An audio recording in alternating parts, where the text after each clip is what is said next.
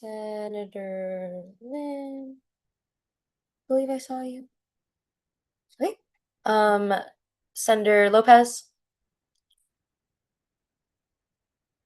Senator Lopez. Present. Senator Present. Nadershahi. Present. Senator Namvar. Present. Senator Nguyen. Senator Ramirez. Senator Shi. Present. Oh, lovely. Senator Shi. Present. Senator Turner, and then Senator Wong. Present. Great. Moving on to A2, excuse absences. If you open the document, we have 3. Yes, so I welcome any motions. And then Senator Turner let me know that they're gonna be 15 minutes late, and that's fine. And yeah, floor's open. Welcome any motions. And then I recognize Senator Chinawala, you just got here. Senator Carlo? Motion to bundle and approve all excused absences and tardies. There's been a motion to bundle and approve all excused absences and tardies. Is there a second? Second. Senator Koteru. Okay. We are now in discussion. Seeing none, we'll move into vote. All those in favor say aye. Aye. Aye. All those opposed. Okay. Awesome. Motion passed. Okay, moving on, we will move to A3, acceptance of proxies. Any proxies? Don't think there are any proxies. Moving on to B, public forum. First up, we have Addison. Addison, are you here? Yes, I am. Okay, lovely. For context, I apologize to senators. I should have let you know that Annabelle wasn't able to make it, but we have Addison here who's going to be reading her statement and answering some questions for her. Yeah, she couldn't make it due to, I think, a time conflict. But yeah, let me read the speaking agreement real quick, Addison, and then you're good to go. But you have 3 minutes to speak with 3 minutes for Q&A. Please state your name, pronouns, and enunciate, but refrain from yelling. Speculation of a senator's intentions is prohibited and may result in you being removed from the ability to speak on the floor. Please know this meeting is being recorded. You may speak on any issue, whether it is on the agenda or not. Please include a content warning. It will be graphic, and you may only come up once, and you may choose not to answer questions. Does that sound good to you? Yes. Okay, awesome. Your time starts now. Perfect. My name is Addison Wilson, and I use she, her pronouns, and I'll be reading on behalf of Annabelle Guinan. My name is Annabelle Guinan. I'm an incoming sophomore double majoring in global studies and political science. I apologize for being unable to meet today. I am out of town with a prior commitment, and I don't have reliable enough internet connection to attend this week's Senate meeting. I've always had a strong passion for just and fair elections, and coming to UCSB, I found a way to express that through AS elections. I've had past election experience in a nonpartisan manner through serving on the board of my League of Women Voters, organizing candidate forums and meet and greets. I gained deeper insight into how elections are run this past year as a member of the EB board for the first 2 quarters, and then became chair midway through the spring 26 quarter. This past summer, I have been interning with Congress Rep. Jared Huffman, working on his campaign and gaining a deeper understanding of the candidate side of elections. Last quarter, I became chair within less than 2 weeks before the election because of our former chair graduated in the winter quarter. We also had 2 other board members graduate, reducing our team of 8 members to 5 members. We were unable to hire any new board members because the election was in full swing. Post-election, I was able to hire 3 more members, and then we've also had 2 members leave, but we'll be looking to hire new as the school year starts. The EB would like to recognize that the election went on longer than intended and is actively working to improve voter turnout. We've been in contact with the other UCs, and the low student turnout in AS elections has been low across the board. Due to voter turnout decreasing significantly in the past few years, the board has been drafting up comprehensive plans to address this issue and get the vote out in a more timely manner. I am more than happy to set up a meeting to answer any questions or hear any suggestions. Our plans as of now are the following. Our first step is to implement a box at the beginning of the ballot where voters can give consent for their ballot to count, even if they don't submit it. Any boxes left empty would then be considered an abstention. More than 1,100 people did not finish the ballot last year, so that would greatly impact our voter turnout. Another idea we have is potentially removing reaffirmations after this year, which would greatly reduce the ballot length. However, that would require a constitutional amendment, so that is a longer discussion. On a smaller scale, we have a lot of new marketing ideas to encourage more people to run as a candidate and vote in the 26-27 election. Some of these include hosting voter parties, adding an informal meet and greet with candidates, and to improve voter turnout, we're going to create giveaways for ballot completion and creating physical voter guides where voters can see the candidates and bills in an easy-to-read manner with fun visuals. We are also planning to begin outreach earlier and sending direct emails with the link to ballot on the first day of voting. We have many other ideas that will be implemented this year. If you have any questions, please feel free to reach out to me. I am happy to arrange a meeting to go more in depth on what each of these entails. I hope this addresses any concerns, and I look forward to working with everyone this upcoming year. Thank you. Thank you, Addison. Will you be taking any questions? Yes, of course.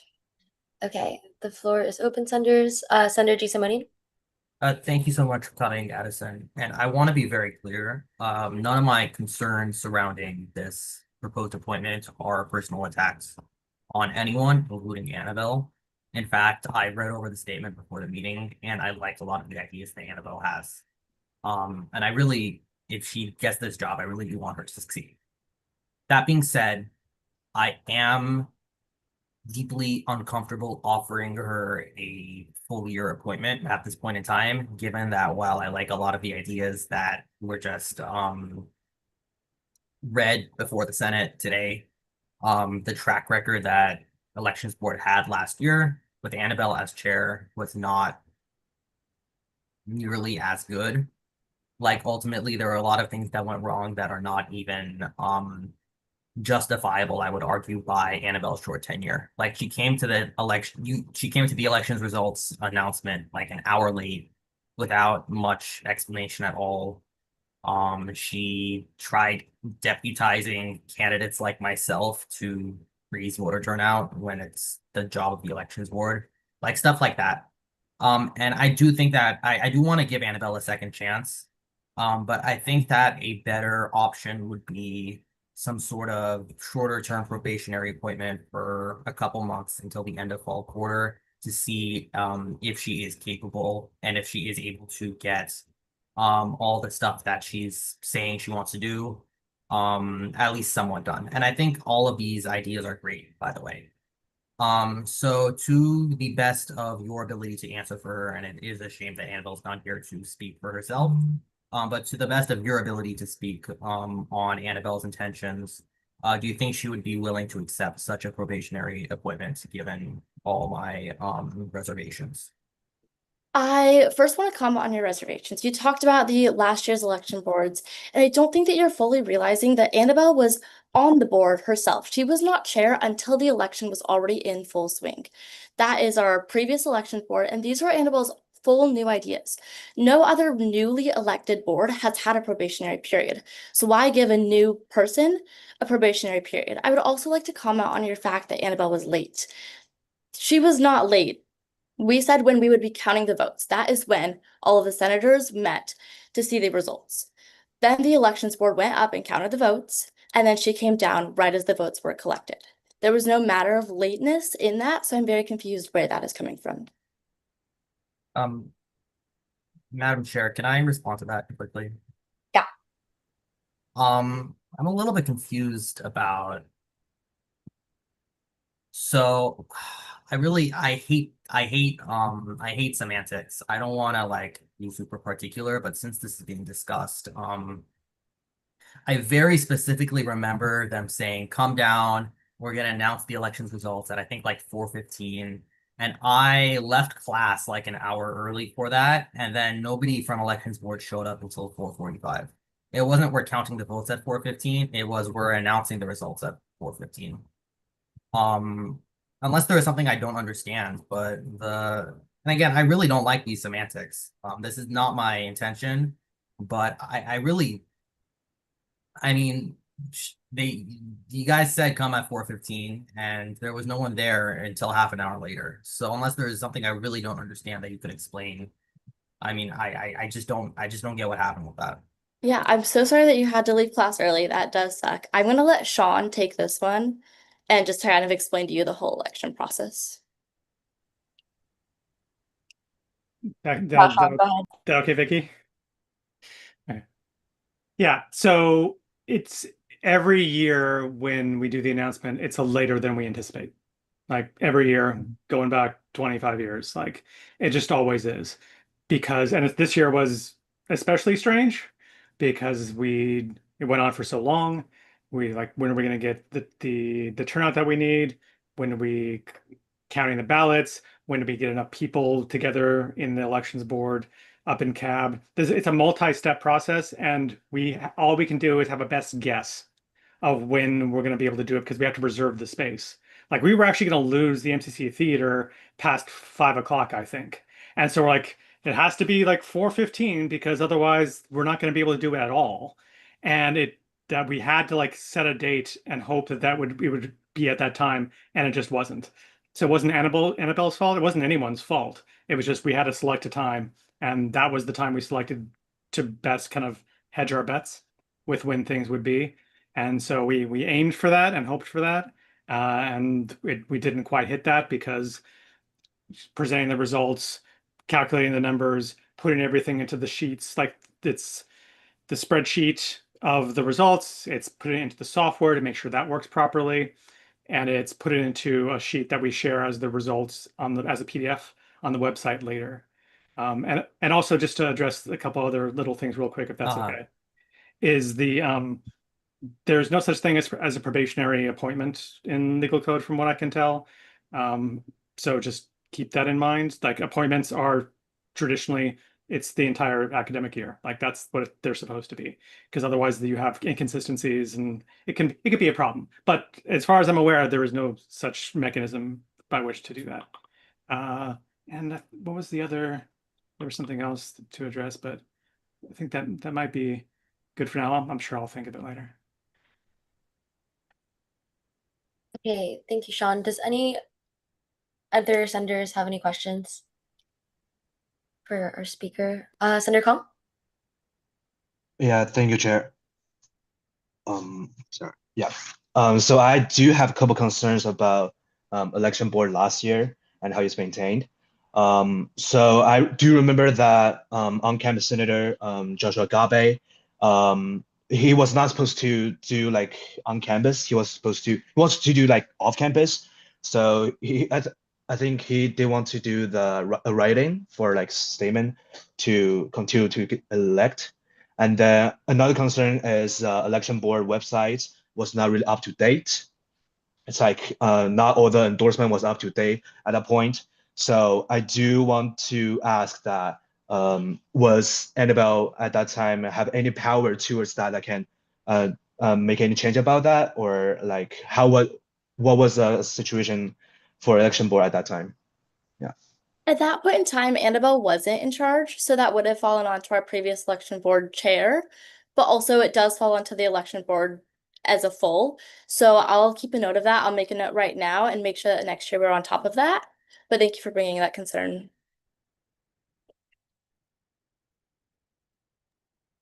Thank you. Any other senators before we get to Senator Giussomani, and then Senator Giussomani, this will be your last time speaking. Okay, Senator Giussomani, go ahead. This is gonna be quick. I just want to clarify. So Annabelle was appointed chair at the beginning of the spring quarter, right? No, Can we you give me not. Yeah, so she was kind of like taking interim chair, but we honestly did not elect a chair until 2 weeks before the election. So we had her kind of stepping in, kind of not, but it was a very last minute kind of pull into that because we were going from spring break, Caleb leaving, and then trying to find who was going to take chair. Okay, but 2 weeks before the election, was before, and then obviously a little bit before that, she had like a temporary chairship, it sounds like. Yes. So 2 weeks before the election, was before the two incidents that Senator Kong just brought up, which was that an on-campus senator, someone running to be on-campus senator who was living off campus was allowed on the ballot.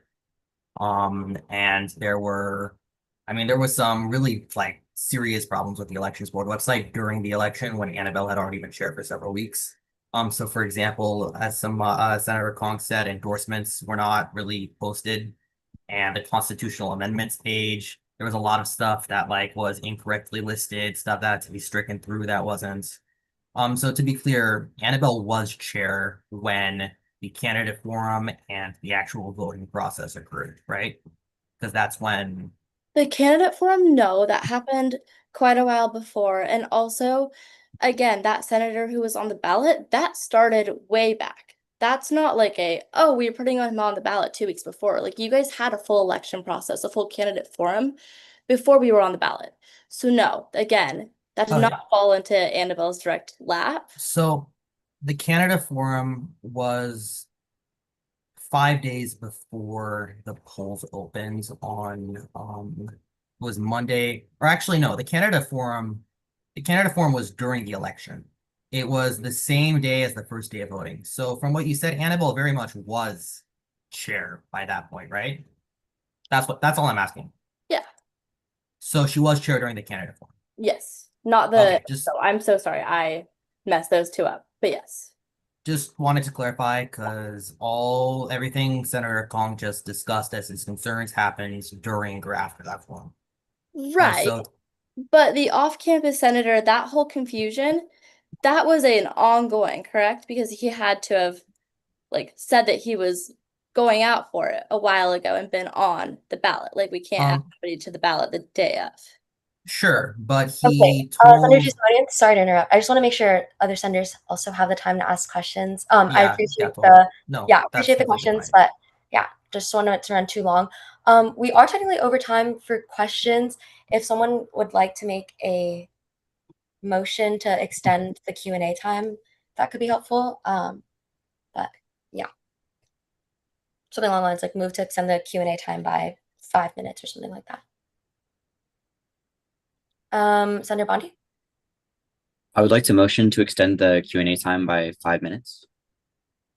There's been a motion to extend the Q&A time by 5 minutes. Is there a second? Senator Turner? I second. Okay, motion's been moved and seconded. We are now in discussion. Senator Lopez? Call the question. Okay, question's been called. Is there a second? Senator Cortez? Second. Okay, question's been moved and seconded. Okay, we will now vote to whether or not to end discussion. All those in favor say aye. Aye. Aye. Aye. Aye. All those opposed? Okay, and then discussion closed. Motion has not passed yet. And then now we're going to vote on whether to extend the Q&A time. All those in favor say aye. Aye. Aye. All those opposed? Okay, now motion passed. Awesome. Also, I'd like to recognize Senator Turner and Senator Lynn. I think I missed those two. Okay, awesome. Addison, just wanted to check in with you if you're still okay taking more questions. Yeah, of course. Okay, awesome. Okay, I'm gonna set a timer for 5 minutes. And okay, Senator Cortez? Yeah, so I just wanted to ask this clarification because, like, I think the timeline's kind of being confused for me, and I would assume everyone else. So she wasn't officially chair until 2 weeks before the election, and before that time, she was just like kind of helping out because she was like just stepping forward as like, I don't know, the goodness out of her heart or something like that. Yeah, that's exactly what happened. She was on the e-board as a general member, and then Caleb left because he graduated. And then she kind of acted as interim chair, just taking lead on a lot of different things to get the election itself moving. And then didn't officially get appointed as chair until around 2 weeks. I believe it was a little bit less than that. IVP, can I ask a follow-up question too? Yeah, thanks for asking. Senator Cortez? Yeah. Oh my goodness, I almost just spaced out. Okay. So how long did she get in training, or like what level of training did she get before she took this on? Like, was she kind of just like thrown in, or was it like, oh, she was taught all of these different things and all of that whatnot, like legal code, election stuff, etc.? Yeah, unfortunately, she was very much thrown in. She had a little bit of prior knowledge from her 2 quarters being on the board, but it was really just thrown in taking on that initiative. Okay, awesome. I wanted to ask a clarifying question, Addison. What, I'm assuming you were on elections board. What I position? was, yes. What was your position?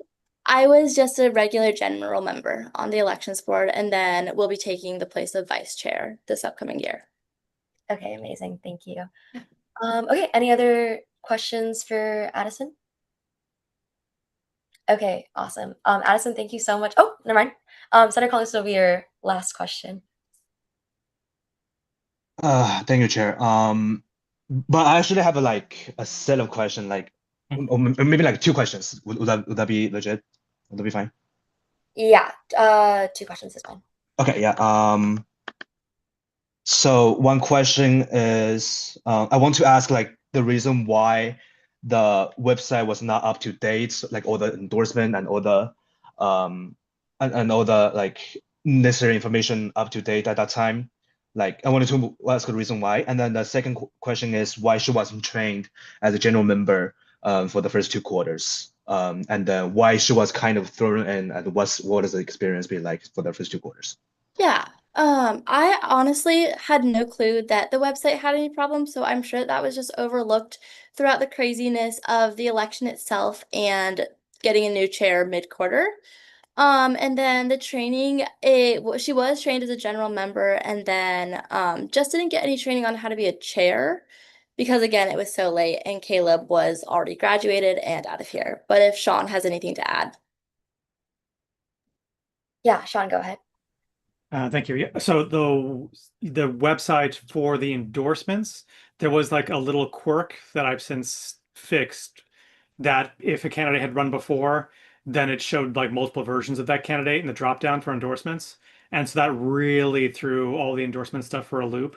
And so there was a lot of like back and forth where Annabelle was like, hey, which one is it that I'm supposed to approve here in the endorsement? And it was kind of a little bit of a nightmare to fix. And it was nothing on her on that regard. It was just something we hadn't run into before because we just hadn't run into before because we had a lot of people running for like the 3rd time. And so it was just like, oh, which is it, that person -1, -2, -3? That came into play on that. And then for the constitutional amendments, it was basically a copy paste error. Is that because strike throughs, bold, italics sometimes came through on the copy paste and sometimes didn't. So like we did a couple tests and like, oh, it looks good. And then it was like, nope, it didn't actually pick up everything that it was supposed to pick up. So that is, again, not a chair issue, but more of a technical thing. So there's a lot of moving parts on the elections site. And especially when our chair decides kind of at the last minute that he wants to graduate after winter quarter. There was, because he wasn't decided, it was like unsure. So we hadn't trained like someone to be chair because it was like, well, he might come back. And it was like, nah, you know what, I'm out. And so that's kind of what happened in that scenario. So I just want to clear that up. Okay, thank you, Sean. Okay, Senator Lynn, you'll be our last question since we have around 30 seconds left. And then also, Sean will be available later for questions. And then Annabelle also has offered to come in, like to meet with individual senators, and then also to come in during our next Senate meeting to just talk to everyone at once. Yeah, but yeah, Senator Lynn, go ahead. Thank you, IVP. May I give a comment and express like gratitude towards the speaker? Typically, comments aren't allowed. If you can phrase it into a question, that would be great. Okay, yeah. Well, I just wanted to say this because like it takes a lot of courage to come up and speak in front of all of the senators, and like I really appreciate the way you conducted yourself through the whole questioning process. I think you showed like a lot of maturity and clearly a lot of knowledge, especially for not being Annabelle herself. So I was wondering, since I am having a question for you, are you planning on aiding Annabelle in this upcoming elections process as vice chair? How are you going to personally contribute? Yeah, I'm super excited for this next election to share a lot of the ideas we've come up with together. And so I'm excited to see those ideas shine, especially I think that that consent box at the front of the ballot will just save us a lot of votes for a lot of people who look at a very lengthy ballot and then just want to do their senators and then finish. So I'm super excited for that. And I'm just super excited for the next year. Awesome. Thank you so much for coming, Addison, and answering all our questions. Yeah, I really appreciate you coming for Animal, and I know the other senators are very appreciative as well. So thank you so much. Yes, of course. Okay. Anyone else here for public forum? Okay, we will move on. Okay, C, external reports. Chancellor's representative, UCPD representative, GSA representative, UC governance board representative, IPCSD representative. See none. We'll move on to D, ASU CSB reports. D1, administrative committees reports. D2, boards and commissions reports. D3, unit reports. D4, president's cabinets report. D5, executive director's report. Sean? Thank you. I'll be quick. Let's see. The ILP bike path is still on the schedule to begin September 1st. So that'll be great. Let's see, we're just speaking of space, we're tackling, if you're not around right now, then you're not aware that we have a bit of a rodent problem in our main building. We think probably due to all the construction happening nearby. So we're trying to take care of that. So hopefully none of you had a bunch of loose food in your office, because if you did, you don't have any more. They've already eaten a bunch of mine. I just had like a little bag, of like chocolate, and they went to town on that. It was so sad. Staff wise, we're on track. There's 2 positions that should be approved very soon, which means they'll be on the job site, which means that we can point to them and send them out far and wide. Please apply. And those are both the financial jobs. So those should be approved. These are on Michael's team. Those both should be approved any day now. And which means I think at least one of you will be getting an email or a message from Lily to say like, hey, you're on this committee and here are some like possible dates to join. So that's great. And also, once again, if you want to be on one of these committees, message Lily. So the AD of Technology, Assistant Director of Technology, that job description has been submitted and we're awaiting approval. Same with we're revising the AD of Business Services. That job description is very close. And then the Advisor for Equity Wellbeing is at the VCSA office for approval as well. It's just there's so many parts of the process, and anytime it gets denied or delayed or there's clarifying questions at one part, it just like, okay, we have to go back, and it takes like weeks to go back and forth. So if anyone asks like, why does it take so long to get some like jobs filled? It's because it really is thorough, the checks and balances here on all of this.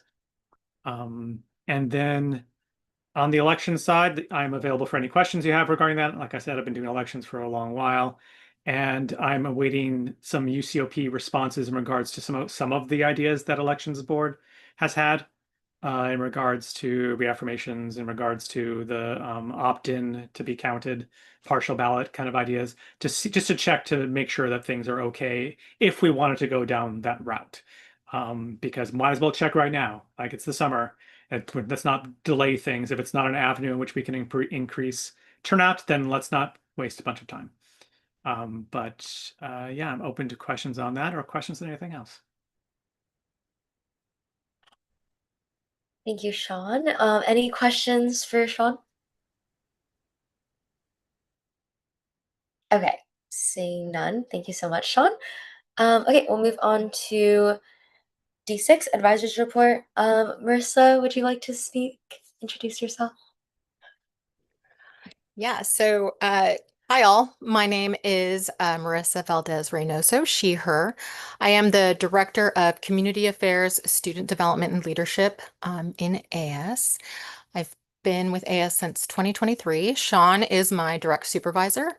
I manage what is known as Unit A. I don't even know if there'll be a name change, but I basically supervise Holly and her team And then I supervise the community affairs side of the work. So Alina, who does alternative breaks, CAB, et cetera. And then Fernando at the Pardal Center is also within our area. Yeah, I've been in student affairs and I've been in the UC system for a while. I'm a UC grad myself. I went to Berkeley for undergrad. So did my brother. I have a son starting at UC Irvine next month. And let's see, I've done everything from fraternity and sorority advising to Bridges Multicultural Resource Center, got my graduate degree at NYU, and I started my doctoral program at UCLA in higher education leadership or educational leadership, not higher education, just educational leadership. But had to put that on pause because of a health issue. So I am here. My last role at Berkeley was Director of Student Organization Advising and Leadership Development. And at Berkeley, we call them RSOs. You call them RCOs here. And when I left, we had about 1,200 student groups, for which I had 4 advisors and had to divide up advising for 1,200 groups and 6,000 signatories amongst 4 advisors. So I'm no stranger to some of the issues that happen between student government and RCOs and RSOs. But I really do love working with students, and I hope to have that opportunity to work with all of you in the future. I have a lot of experience if you want to chat about it, and I'm happy to be working here since 2023 was when I joined. That's a little bit about me. Oh yeah, Great. and I'm a single parent, 2 boys, one's going off to college, 1 left. Great, thank you, Marissa. Real quick before Senator Khan goes, can I get your full title again? It was the Director of Community Yeah, Affairs. it's so long. It's so ridiculous. Director of Community Affairs, Student Development, and Leadership. Amazing, thank you. Okay, Senator Khan. Yeah, thank you, Chair. Just want to ask your experience at UC Berkeley for work with the UC Berkeley student government. I just want to ask, is there any highlights or like any incident happened when you work at UC Berkeley that will interact with the student government and stuff? Yeah. Oh, all day, every day. So we went through a really interesting process, and I was actually part of, I didn't directly advise student government there, but we collaborated on everything because all the funding for student orgs primarily comes through the ASUC there, same as with you all. So I am no stranger to the challenges that you all face when it comes to funding RCOs. That's something that we dealt with all the time. But yeah, the other, I think when people think about RSOs and RCOs and advising them, people think about all the fun of leadership retreats and doing all, team building stuff. And yes, that's a lot of what we do, but a lot of what our role as advisors is actually risk mitigation, and a lot of policy alignment. So at Berkeley, for us, it was a lot of events with minors, hazardous materials, what groups were, doing rocketry, and how are they getting the fuel for their rocketry? Where were they storing it? And making sure that they were protected in all of those instances. I dealt with a lot of lawsuits. I was part of the Chancellor's Commission on Free Speech. I was one of the staff that was chosen by Chancellor Christ to serve on that committee because we had a lot of students. If you've heard in the past, we had a lot of conservative students bringing conservative speakers to campus. So I've, been privy to many a lawsuit. I feel like I got a JD in First Amendment laws and free speech. But what I really do like is I value public higher education. I'm committed to UC. I love student agency. I love student initiated programs. But I also love challenging you all to be your best, bring your best selves and bring your values to your decision making. And how do your personal values align with the organizational values that you represent, align with the larger institution? And then how do you make decisions that align with those? So those things are really important to me. The transactional of where are you putting your money? And we had to do a big transition of our ASUC advisors and our RCO advisors coming and merging together into one. A lot of headache, a lot of challenges, but a lot of synergy that came from that. So yeah, if you ever want to talk to folks at Berkeley, let me know. Still know all the folks over there and happy to share resources if you want to chat with folks. Thanks for the question. Thank you so much, Marissa. Does anyone else have any questions? Okay, awesome.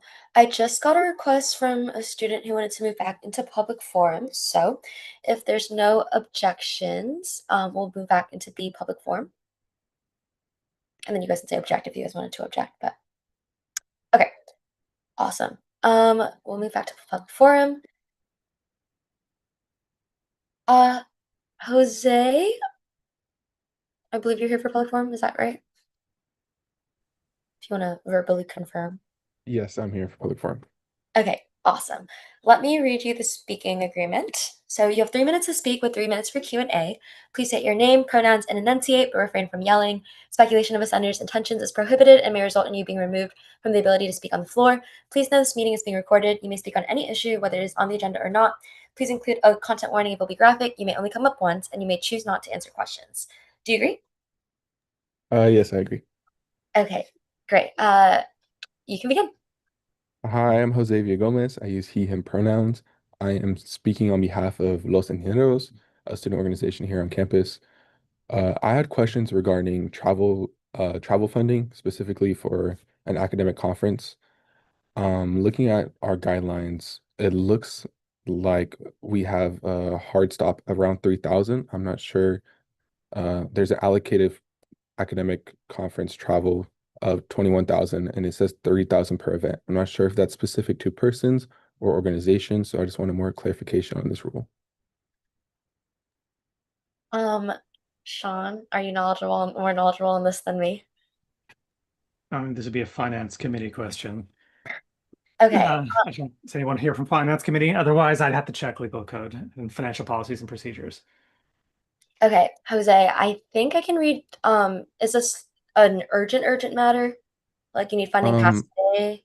A little bit, not that urgent. I think the due date for this funding is September 8th for this conference registration. If we want the cheapest prices and get early bird registration, I'm trying to take my student org to this conference. So I would like to get it as soon as possible. Okay, I appreciate you coming. I don't know if the Senate floor right now is the best means to go about this. I will connect you to our finance chair. He's very knowledgeable about all the financial policies, procedures, and he can definitely help you out before September 8th. Okay, yeah. If I could just get that contact information so I can start talking to them. Yes, I do have your email, so I will email you after the Senate meeting if that's okay. All right, perfect. Okay, thank you so much for coming. Okay, awesome. Anyone else for public forum? Okay, we will move back into DASUCSB reports, or D6. Marissa, I just wanted to say thank you. Marissa's been coming to all of our meetings this summer, so she's a familiar face. Okay, we'll move on to D7, executive officers reports. My turn to speak. Well, I've been speaking, but more speaking from me. Our lovely EVPLA, Noah Lucan, wanted me to disseminate this information, but the IVCSD's, their board of directors is looking for a student to fill their spot. So if any senators are interested, I know you guys are busy, but if any senators are interested in doing that position, he just wanted me to spread the word about that. Oh, Biggie, can I offer a point of clarification? Yes. The filing deadline for what Noah's talking about closed 2 hours ago. Never mind. So thank you so much. That was a helpful piece of information. So let's just ignore what I just said. Okay, next. Makeup meetings. I sent out an email about this, but I'll go over it in person right now. I did send everyone a follow-up about this. But so regarding makeup trainings, the 3 that we've had so far, Senate Responsibilities and Robert's Rules, Legal Code, and then all things legislation, we're going to be doing one last makeup session this upcoming Monday, August 17th at 6:30 p.m. So that'll be your last chance to make up the trainings for this. And there will be a calendar invite sent to you with the meeting link. And then if you can just say if you can make it, if you can't make it, that'd be really helpful. I've already sent out mine for Senate responsibilities and Robert's rules. And I believe Evan and Cole will do those shortly if they haven't already. And then the link, and if you can't make the 6:30 p.m. Monday time, then you'll have opportunities to make it up afterwards. You'll just have to sign up for whoever's running that session's office hours. And the office hours will also be linked in the calendar invite. And you have until next Wednesday to do the makeup trainings for these 3. And then moving forward for the makeup trainings, you'll have the following week to complete them. But yeah, I just want to give you as many opportunities as possible to complete the makeup trainings. 1, it's really important information that you need to know for your role, and then 2, you will get 4% honoraria deducted, and I don't want that. So I'm trying to give you guys as many opportunities to make up these sessions. But yeah, you'll have until next Wednesday, and then moving forward, we're going to stick with the you only have like a week to make up the session. We'll do the makeup sessions the following Monday, and then you have the rest of the entire week if you can't make that Monday. If you're confused, message me, but all this information is also in my email. Next, also part of my like important Senate info email, I'm going to start putting like all the Senate docs into the Senate subfolder in the AS resources drive. It's in the Slack tab, but I will also share it right now. But yeah, I will be putting stuff in there. So if you ever need to look for anything, like the Senate summer schedules on there, the cheat sheets in there, the attendance is in there. So if you need anything, check that folder. Yes, there actually is Senator Nambar. Sorry if I'm putting you on blast. In the folder, there's a Senate meeting and attendance tracker. Oh, if you don't have access, I will make sure that's shared to you. Do that after. But in the folder, there's a Senate Senate meeting and attendance tracker thing, so you can see which ones you missed or if I messed up somewhere along the way. But yeah, check that. And last but not least, make sure to read legal code. I've admittedly fallen behind on that, so I need to update that as well. But please update the reading tracker. Obviously, knowing legal code is an important part of your role as well. You can't really write legislation if you don't know what you're writing about. So please make sure to be reading legal code. I'll get everyone stickers. Yay, stickers. Maybe new stickers from New York. Oh my gosh. Is that motivating enough? But yeah, 1, do it because you have to. And then 2, do it because it's your job. Kind of need it for your job. And then 3, you get stickers. So much motivation to read legal code. Okay. Yeah. Any questions for me? Oh, wait, one last thing. ExecCom. So executive committee, if you don't know what that is, it's in my email, but it's the chairs, IVP, pro temps, and then 2 other Senate members.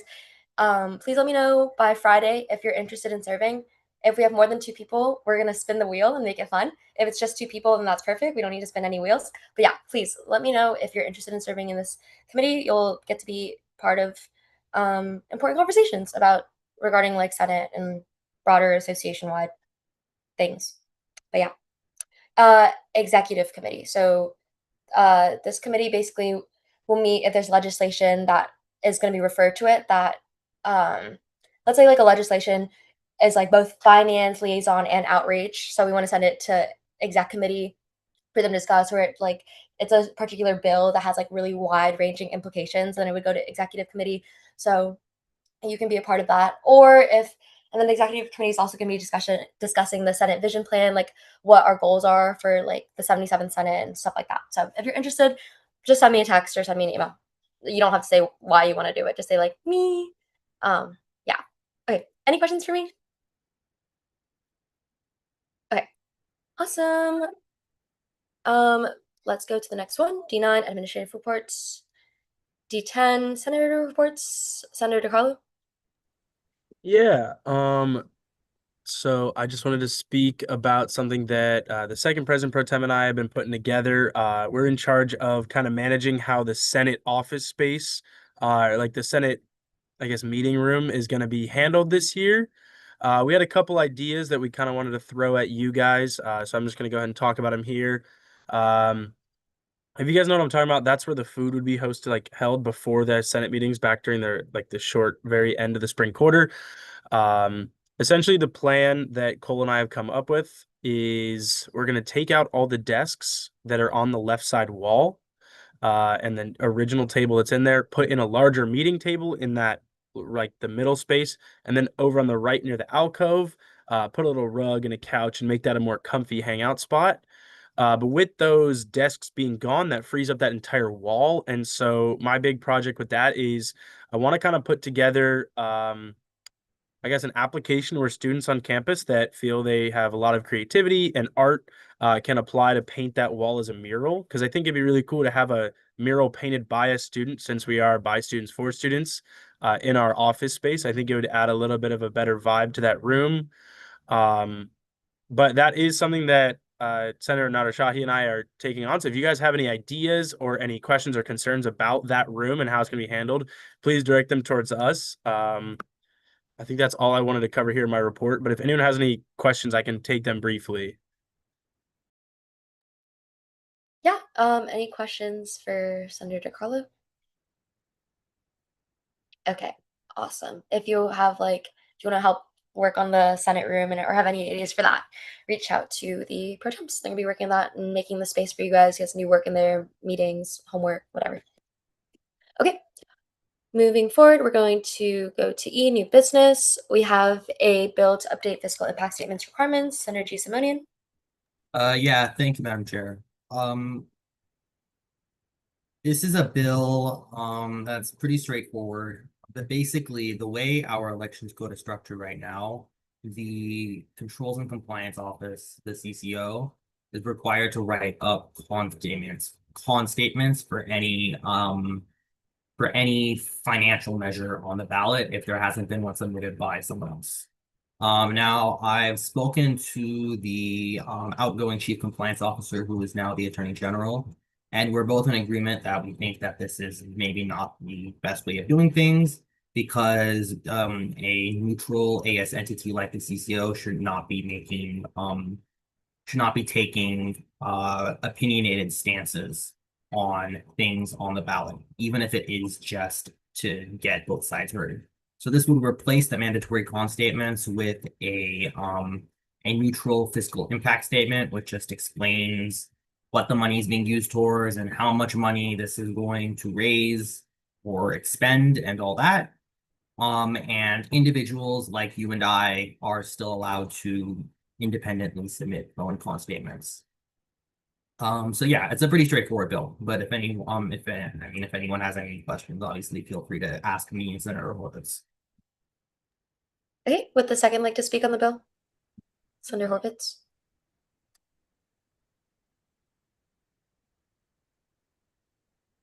Senator Horvitz, would you like to speak on the bill? Yes, no? Okay. Okay, well, the floor is open. Can you make any motions? If anyone wants to ask any questions. The typical motion here would be to refer it to a committee. Senator G. Simonian? I move to refer this bill to the Finance Committee. There's been a motion to refer a bill to update fiscal impact statements requirements to the Finance Committee. Is there a second? Senator Kong? Second. Question's been moved and seconded. We are now in discussion. Okay, seeing none, we will vote. We will do a voice vote. All those in Senator Lopez, actually. Call the question.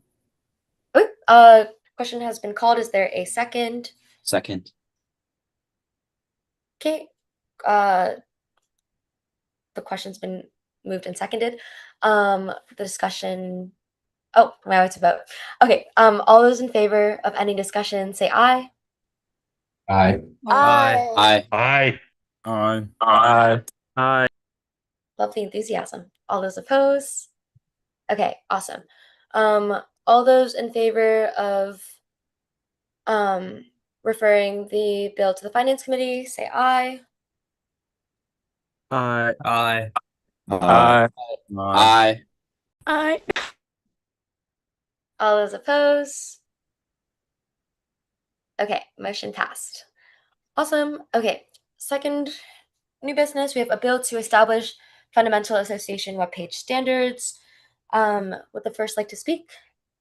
Thank you again, Madam Chair. So basically, if you've ever visited the AS website, it's very problematic. There's a lot of parts of our website that are severely outdated. Go for instance to the Senate's own personal webpage, and you'll see that we haven't had a single update to the minutes index since like April. There's a lot of inaccuracies. Even it lists last year's senators, but it doesn't even list all of last year's senators.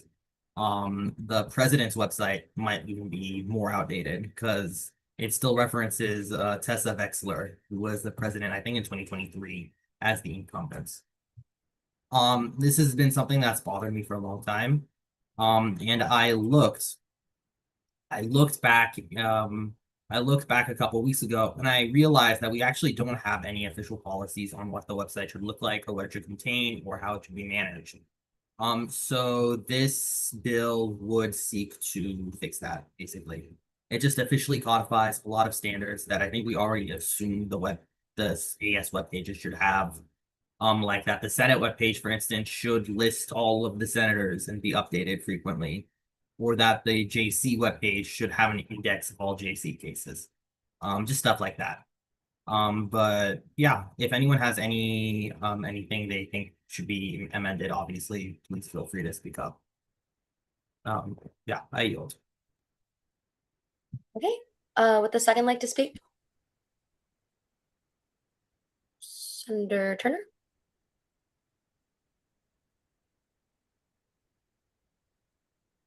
Okay. Oh, Senator Turner, hello. Sorry, I didn't know if I had to like raise my hand for that, so Yes, I thought I yeah. would. Go ahead. Yeah, no, I agree with what Senator Gio said. I also found a lot of problems when trying to find information about what the positions do, like our positions and the roles when starting to like see if I wanted to run for senator position or something else. I think it would really help if it were more up to date and just offers more clarity on what's actually going on in AS, so other people have a better idea as well. Great. Okay. Floor is open. If anyone would like to make any motions.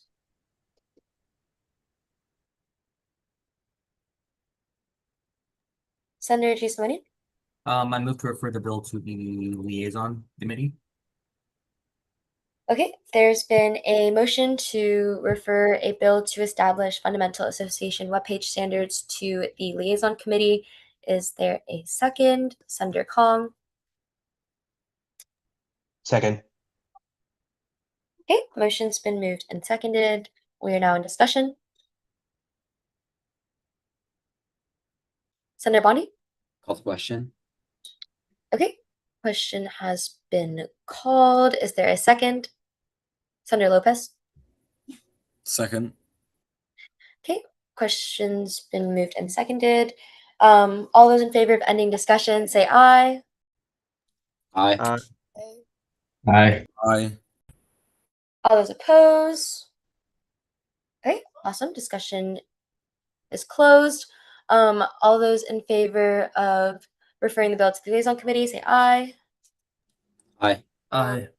Aye. Aye. Okay, those opposed? Awesome. Okay, motion passed. Okay, we will. Is there anything else for new business? Okay, we will move on. Oh, we will move on to app consent calendar. Okay, nothing there. G, action items. Okay, we Chair, do. can we move back to new business quickly? Yes, we can move back to a new business. Would you like to add anything, Senator Simonin? Yeah, I move to add a resolution authorizing a probationary appointment to the chairship of the elections board to new business. Could you send And that? you want to just put the link in? I could do Zoom chat. I can email it to you. Yeah, whatever do works. the Zoom chat, which would be good.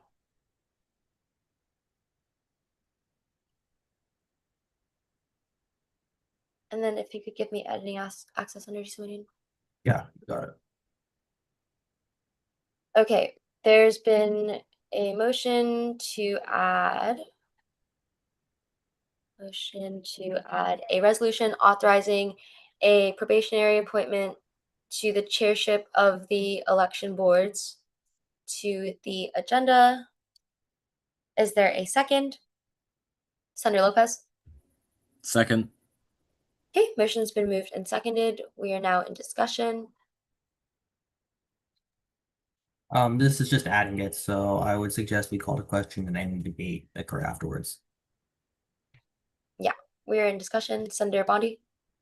Call the question. Okay, question's been called. Is there a second? Senator Kong? Second. Okay. Question's been moved and seconded. All those in favor of ending discussion say aye. Aye. Aye. Aye. Aye. Those. Okay. All those in favor of adding this resolution to the agenda say aye. Aye. Aye. Aye. Aye. Aye. Thank you. All those opposed. Okay, motion Aye. passed. Thank you. Motion passed. So we now have this on the agenda.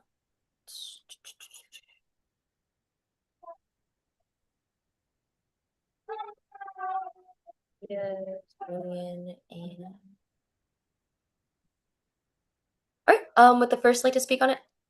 Yeah, thank you, Chair. I'll be brief because everything I'm gonna say is probably gonna be reiterated when we have actual debate on this appointment shortly.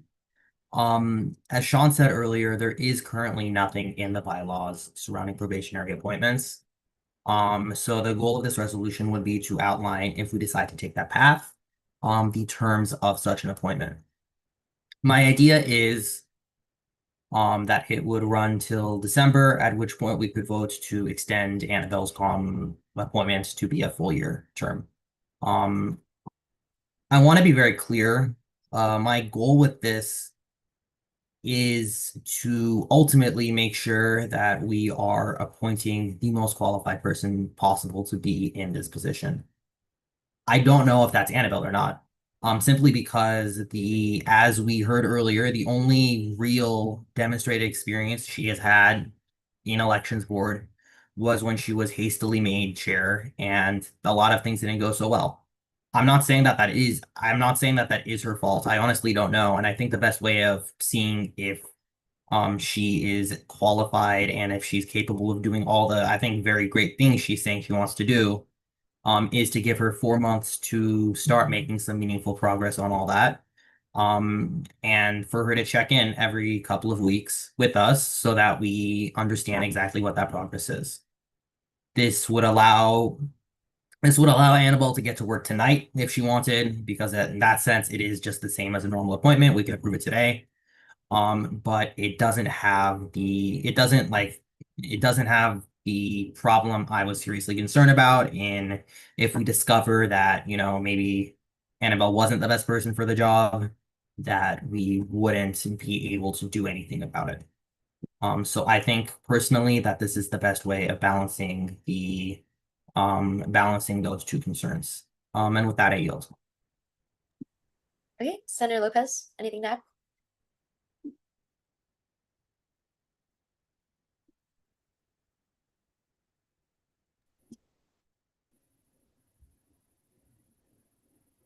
Can you hear me? Yes. Hello? Yes. Okay, perfect. Sorry. It was delayed a bit. Yeah, so I just want to add, just like in addition to what Senator Jim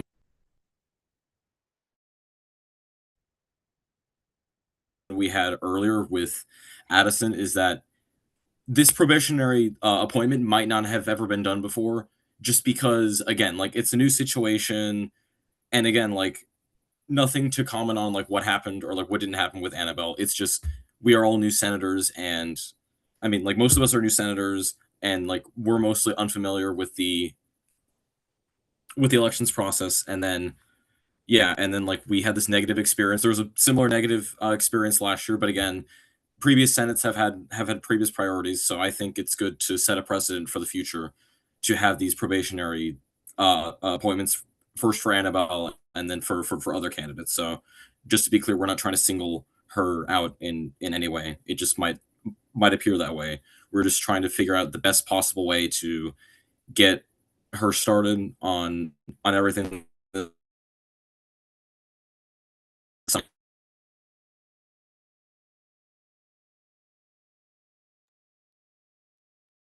Okay. Thank you. I think there's a slight delay. Sorry, I believe you finished. Thank you, Senator Lopez. The floor is now open. Senator DiCarlo? I rise in strong opposition to this motion. Before the Senate creates a probationary period specifically for Annabelle, I think we need to answer a very basic question. What has she actually done that warrants one? We've heard repeated references to elections last year. Sure, Annabelle became chair in spring quarter immediately before the election cycle began.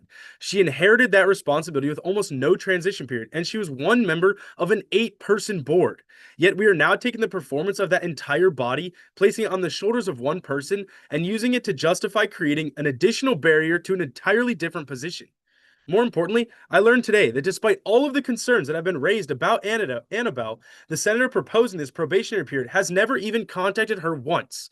Senator Giasimonian, if you really do want to get the best for your constituents, wouldn't you want to reach out to Annabelle and understand where she's coming from? There's been no conversation with her about what happened last year, no conversation about the concerns being raised tonight, and no conversation about what she intends to accomplish in this position. I've had that conversation with her. I've reviewed her plans for this position. She has come prepared with concrete ideas and a clear understanding of what she wants to accomplish. So I genuinely have to ask, what are we putting her on probation for? Probation should be a response to demonstrated concerns about someone's ability to perform a job. It should not be something we impose because somebody might fail in the future. If that's our standard, then every appointee who comes before this Senate should be placed on probation. And if we're going to single out Annabelle for a different standard, then the burden should be on the proponents of this motion to explain precisely why she deserves different treatment. I'm especially uncomfortable with this Senate constructing a special process around one individual when the person proposing that process has not even spoken to her. We should not be legislating around assumptions about somebody when we haven't even taken the basic step of asking that person to respond to those assumptions. If there's evidence that Annabelle is incapable of performing this position, then present it. If there's something in her plans that demonstrates she's unprepared, identify it. If there's a specific question she lacks, then tell us what it is. But if the argument is simply that elections board last year had problems, then and Annabelle needs to prove herself to us now, I do not believe that it is remotely sufficient justification for creating a probationary period. The Senate should evaluate Annabelle on the position in front of us, on her qualifications, and what she intends to accomplish, not put her on trial for an entirely different position before she has even been given the opportunity to serve. I strongly urge a no vote on this motion. Okay, I believe Senator Cortez was next. And then in general, 2 speaking limits for everyone. But yeah, Senator Cortez. Yeah, I understand your concern. I just had like a few questions for Giasimonian. Or like Yeah, just absolutely. Yeah. two-part thing. Okay, I think I sent you an email, but one really quick was if we were to implement this like probationary period, let's say we don't approve of what she's done in December, then who else do you have in line and how can you ensure that they do have the proper amount of training where it won't create more of an effect on elections because they don't? And then second, I guess my question is specifically like why is this temporary position going on to this? I'm kind of confused because it almost sounds like it should also be placed on us. Like every chair on here does not have experience being chairs, or most of us don't have experience being chairs or even being in Senate. And these are very important roles. And like we weren't put on probationary. And there has been problems with the previous Senate and problems with previous chairs. And like some of us have even been in those committees. So I'm just like kind of curious why this is such a big emphasis on this position. Senator Giasimonian, you can respond. Yeah, thank you, Senator Cortez. You've said a lot, so I'm going to try to answer it all one at a time. So first off, just to be clear, if the Senate does decide to not extend Annabelle's appointment in December, it's not ultimately any of our jobs to find a replacement. I would be happy to assist in that process, and I would be happy to begin doing that like tonight, honestly, even if we decide to go that route. But ultimately, it is the job of President Rod and to a lesser extent the Committee on Committees to make that decision, and eventually it's up to President Rod to sign the nomination. I can't do that.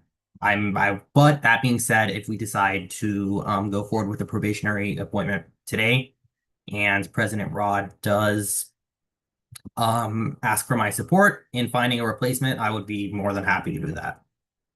The other thing you said that I want to be very clear on is there is a fundamental difference between the chairship of the elections board and chairs and vice chairs of committees, as we said. If you read legal code, you and my positions in committee leadership are single quarter appointments. So you have to be reappointed at the end of each quarter automatically. The elections board positions are 1 year. So in a sense, we all are probationarily appointed for however long we hold those positions, because you got to get reappointed every quarter.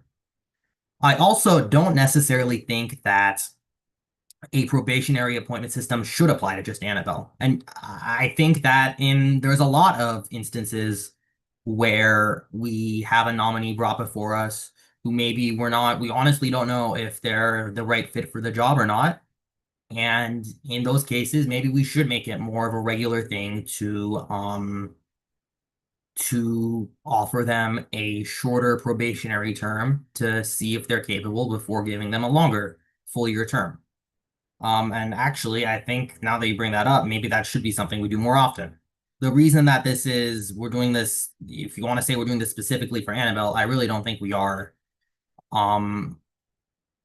The reason that it looks like that is, I guess, just because, we got notice of this appointment 2 weeks ago, and that's not enough time to create an entire probationary appointment framework if that's the route we wanted to take. But I do think maybe it's something we should do in this case. And honestly, if it goes well and we decide it was the right way of doing this, that could be a reason to consider making a more standardized system for offering people probationary appointments. But yeah, I do appreciate your questions because they're very important to clarify. Wait, yeah. Sorry, real quick, I had sent you like the last question in case you had forgotten it. Sorry. Oh, yeah, sorry, I forgot your last. So what I would say to that is I think when the Senate makes the decision to reappoint Annabelle in December, one of the things that we're going to be considering, one of the things I will be considering at the very least, is not just how well she did, but has she shown herself to be capable enough that it would be a waste to find someone else. So in that sense, yeah, I do realize that there is a cost in having to retrain someone. But also, if we appoint someone in January, that does give them, I think, 4 months to get all the training they need. So it is a concern of mine. It is on my mind, but I don't think that alone is a reason not to go down this path, especially since we can consider that when deciding whether or not to extend Annabelle's appointment. But thank you for asking that. Okay, Senator Kong. Thank you, Madam Chair. So I would say for this case, because during the public forum, it mentioned that Annabelle didn't have a formal training as a chair, as an election chair, and then for election board, and plus she was sort of just threw in into this position with only general members experience. So I think that a probationary appointment, I think, is a way to better help and push us, and not just Annabelle, but to many appointees in need to better demonstrate their abilities. I think that probationary appointment is not a ad hominem or a personal attack to someone, but I think that it is that if Annabelle or other appointees in the future that can come back and forth with the communication between the Senate meeting and then the election board, I think that's a better help and strengthen our association relations and the communication between. So yeah.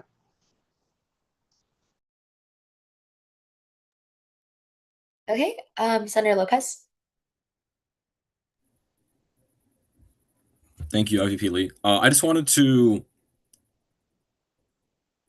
I guess, not reiterate one of my previous points. Well,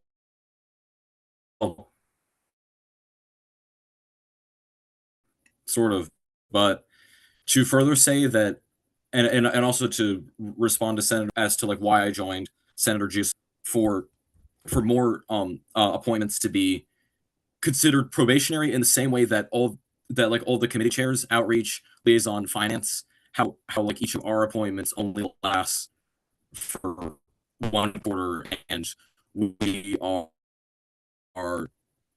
in a sense constantly being assessed in the same way. So I just felt like it would be important, just as how much power the outreach chair, and like the outreach chair and finance chair in comparison to the elections chair, which Annabelle is slated to be appointed for. Hold on. Looks like someone can't hear me. Can you hear me better? For the most part, Senator Lopez. Okay, yeah. I was just gonna wrap that up, and then just like furthermore, essentially by making her appointment probationary, that would help set all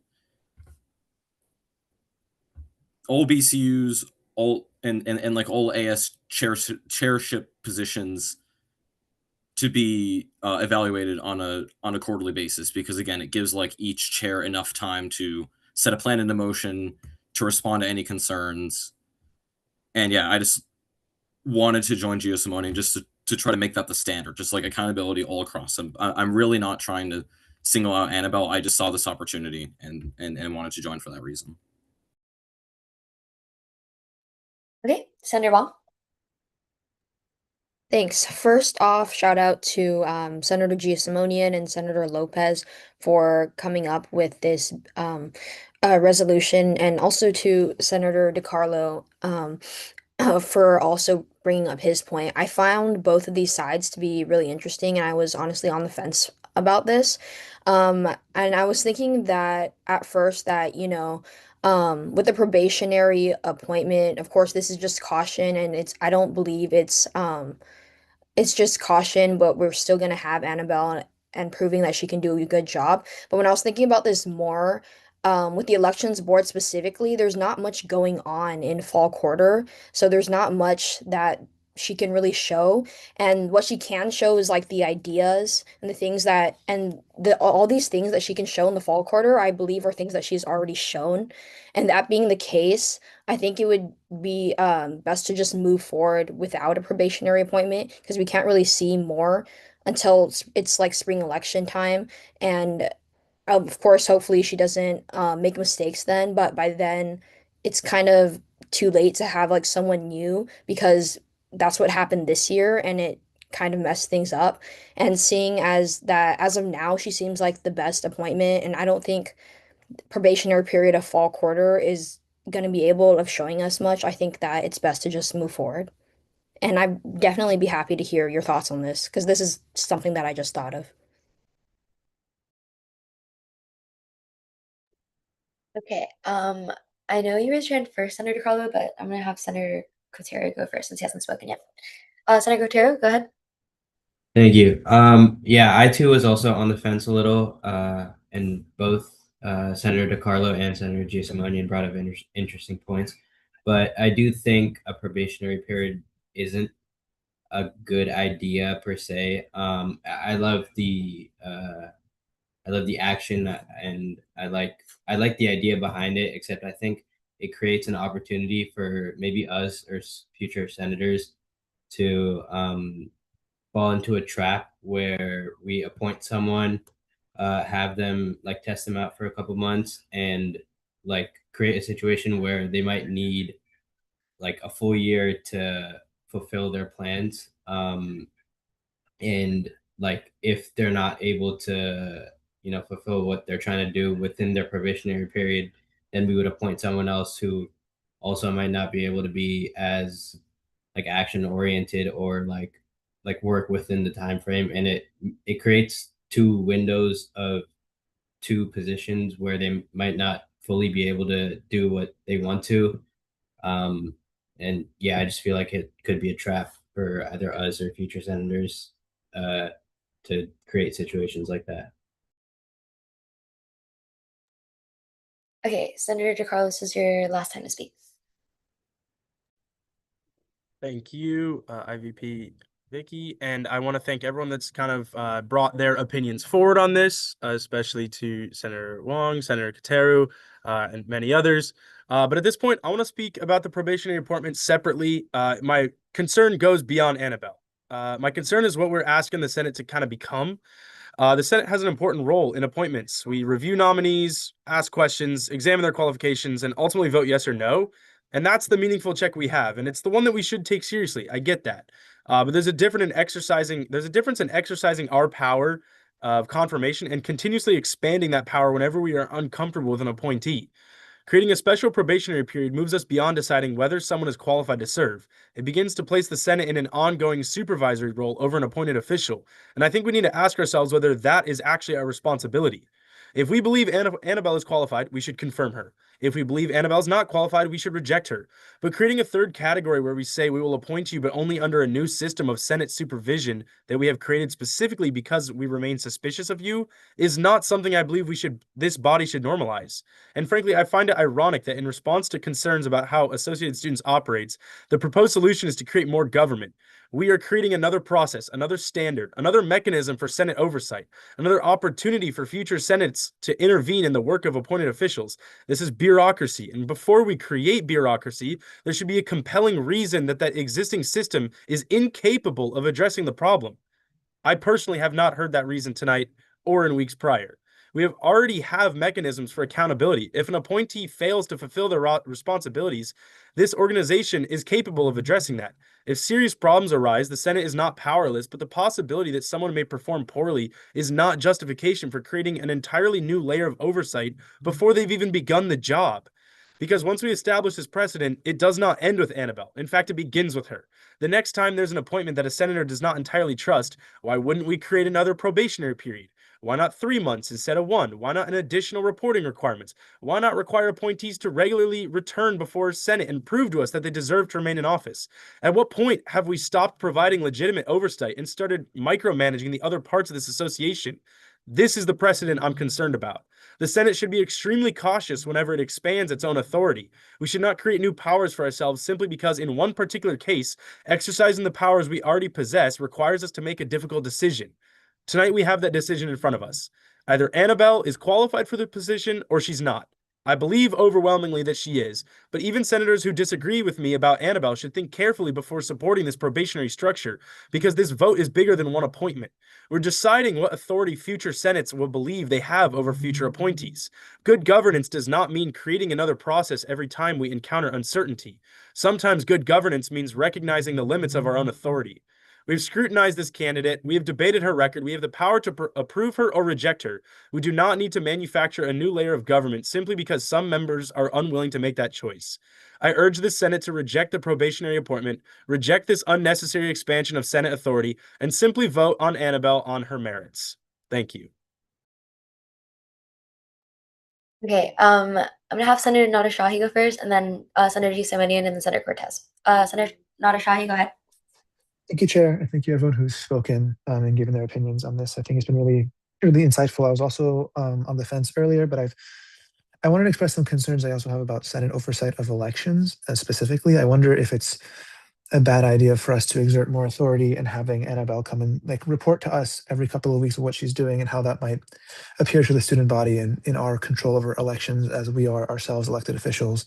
And that might come across as odd and might be a power we wouldn't want to give ourselves. And also for probationary appointments in general, kind of echo Senator DeCarlo's concerns and also add some more about concerns about continuity of government and how if we have to reevaluate chairs every quarter, we might stall the association and reappointing new people or adding people who have to learn skills after not having a very productive first quarter, and how BCUs might become non-productive because they keep having to stop and start every quarter.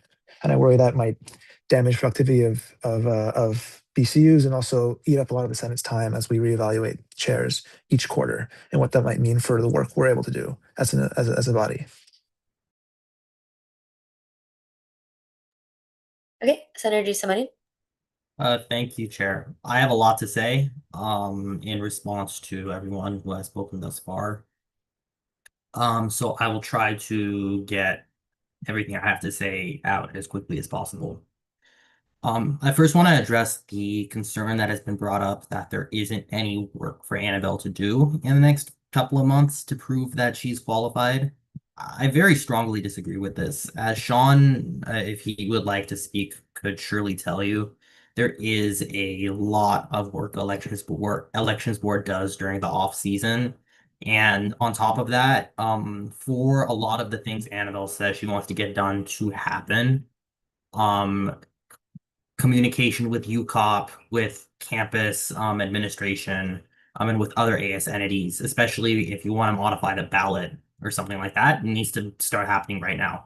Like, these are constructive things that Annabelle could get to work on tomorrow morning to show that she knows what she's doing and she is making meaningful progress towards elections board having a better run next year. I also want to be very clear, I'm not expecting everything she says to be done by December, but I want to see meaningful progress. I want proof that she is as qualified as Senator DiCarlo is saying she is. And end of the day, I have not seen that proof. I don't know how much of the shortcomings of this year's election were her fault, in no small part because despite our attempts to get her to come to the last 2 Senate meetings, she hasn't shown up. I thought she was coming today. And I found out last minute that she wasn't. If she had come today, maybe we could have asked her to clarify some of the things in her statement. Maybe we could have gotten some more information from her before we made this decision. But we didn't. And that is a huge part of the reason why I feel so uncomfortable voting for a full year appointment today. I also want to bring up this discussion of probationary appointments being an overreach by the Senate.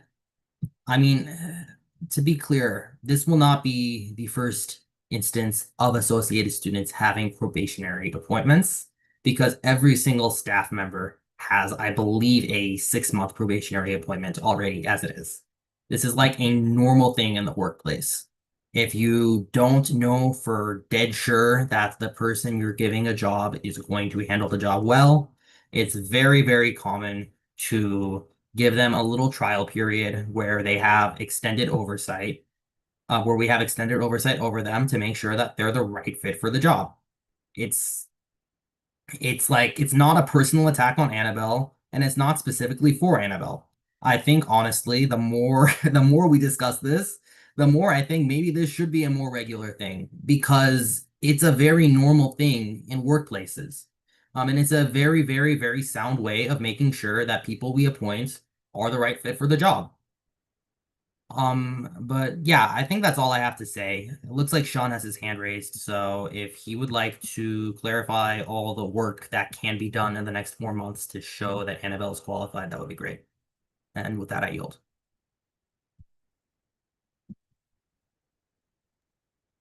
Okay, Sean, would you like to speak before I have Senator Cortez go? She's been waiting for a little bit. Have the senator go. Okay, Senator Cortez. Yeah, I also kind of just like, I guess, wanted to ask another question, plus just like, before I do ask that question, also speak on my stance with that. I understand what it's trying to do and like what the probationary like period is. It's a workplace thing. I understand everything and like the meaning behind it. But at the end of the day, we also have to say this, we're not like employees or the future like president of the United States. We're not like these high things that are having a enormous impact. I also think we cannot expect someone to come in every other meeting to Senate just to tell us like, oh yeah, I did this thing 2 weeks ago or something like that, because I think we should have enough trust, and we have had trust previously, like throughout all of elections board history, that they would be able to uphold those duties as well. And then I also agree with Senator DiCarlo and believe a few other senators. It does almost sound like an overreach of like what we are trying to do. I didn't even think of that originally. But then the more it was explained to me, that does kind of sound like, and it would look honestly bad. I truly believe by us trying to get more power as appointed officials. And then also, I guess my question to Senator Geo-Simonian was like, at the end of the day, we don't have a big portion of people who want to join AS in general.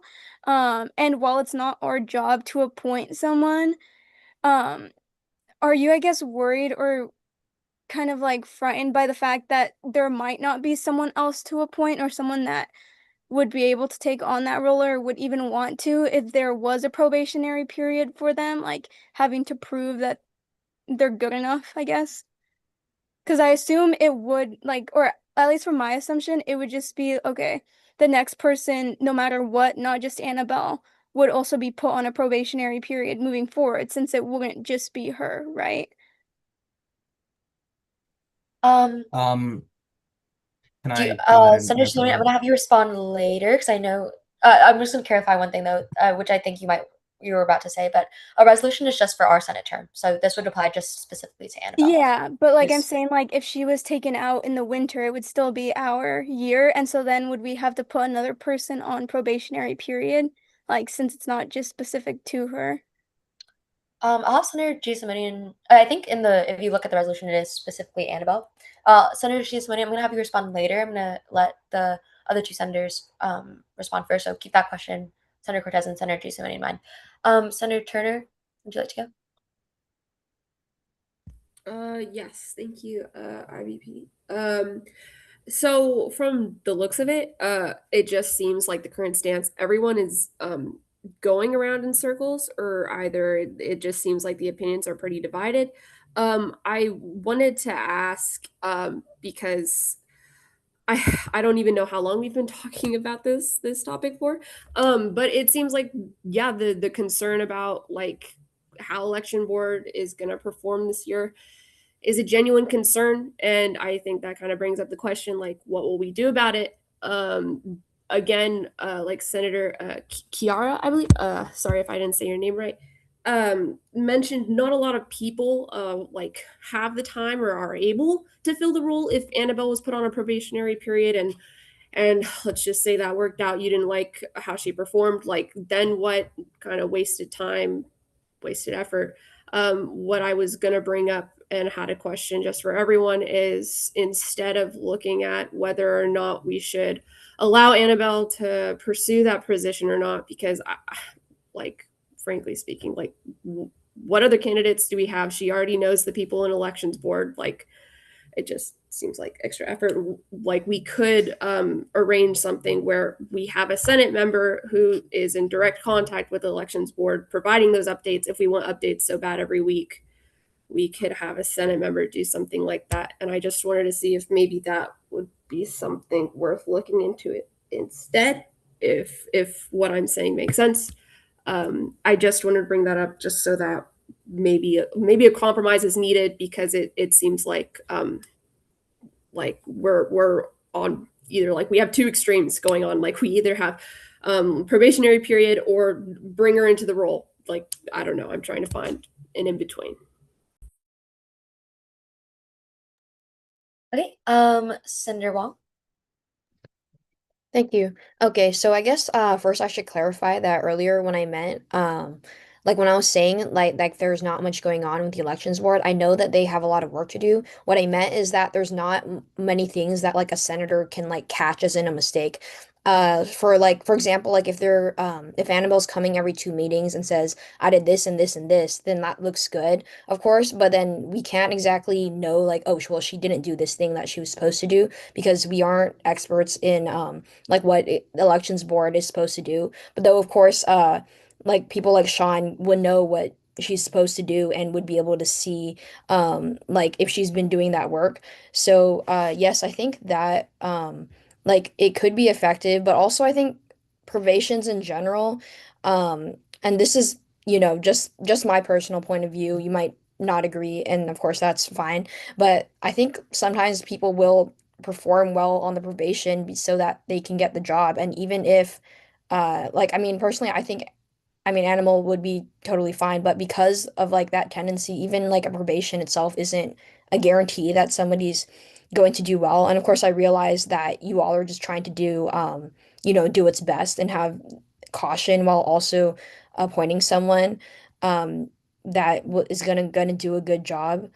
So honestly, like at this point, I feel like I'm not really opposed to having a probation or hiring her just like on the spot. But I do think that, well, maybe like the once every 2 meetings might be a bit much because I really don't want to feel like and I also, of course, I don't believe that this is anyone's intention, but I really don't want to feel like we're kind of discriminating against the singular person since we are creating this position, kind of this probationary thing specifically for one person. And of course, everything has to start from somewhere, and she just happens to be the first person. But I do feel like, if we were in her spot, like, wouldn't you feel pretty singled out? So that's just something that I've been thinking of. Thank you. Okay. Senator Lopez, I believe you spoke twice already. I'm gonna let Senator Giacometti speak, because he was asked a direct question. If anyone else new would like to speak who hasn't done their 2 speak limits yet, I'll let you speak.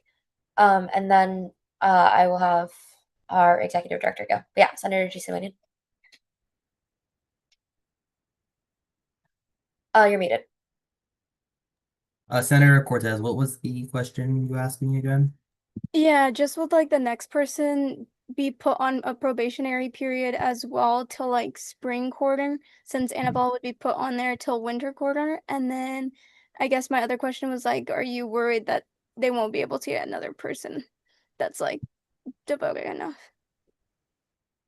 So that would be a decision for the Senate to make in the winter if we end up not keeping Annabelle.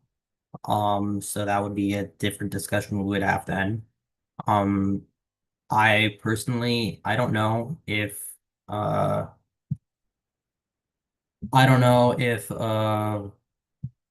what's the word? I don't know if that would be the best path going forward. I think that would be something we'd have to reevaluate at that specific point in time, given the circumstances, such as the election at that point being at 4 months away versus 8.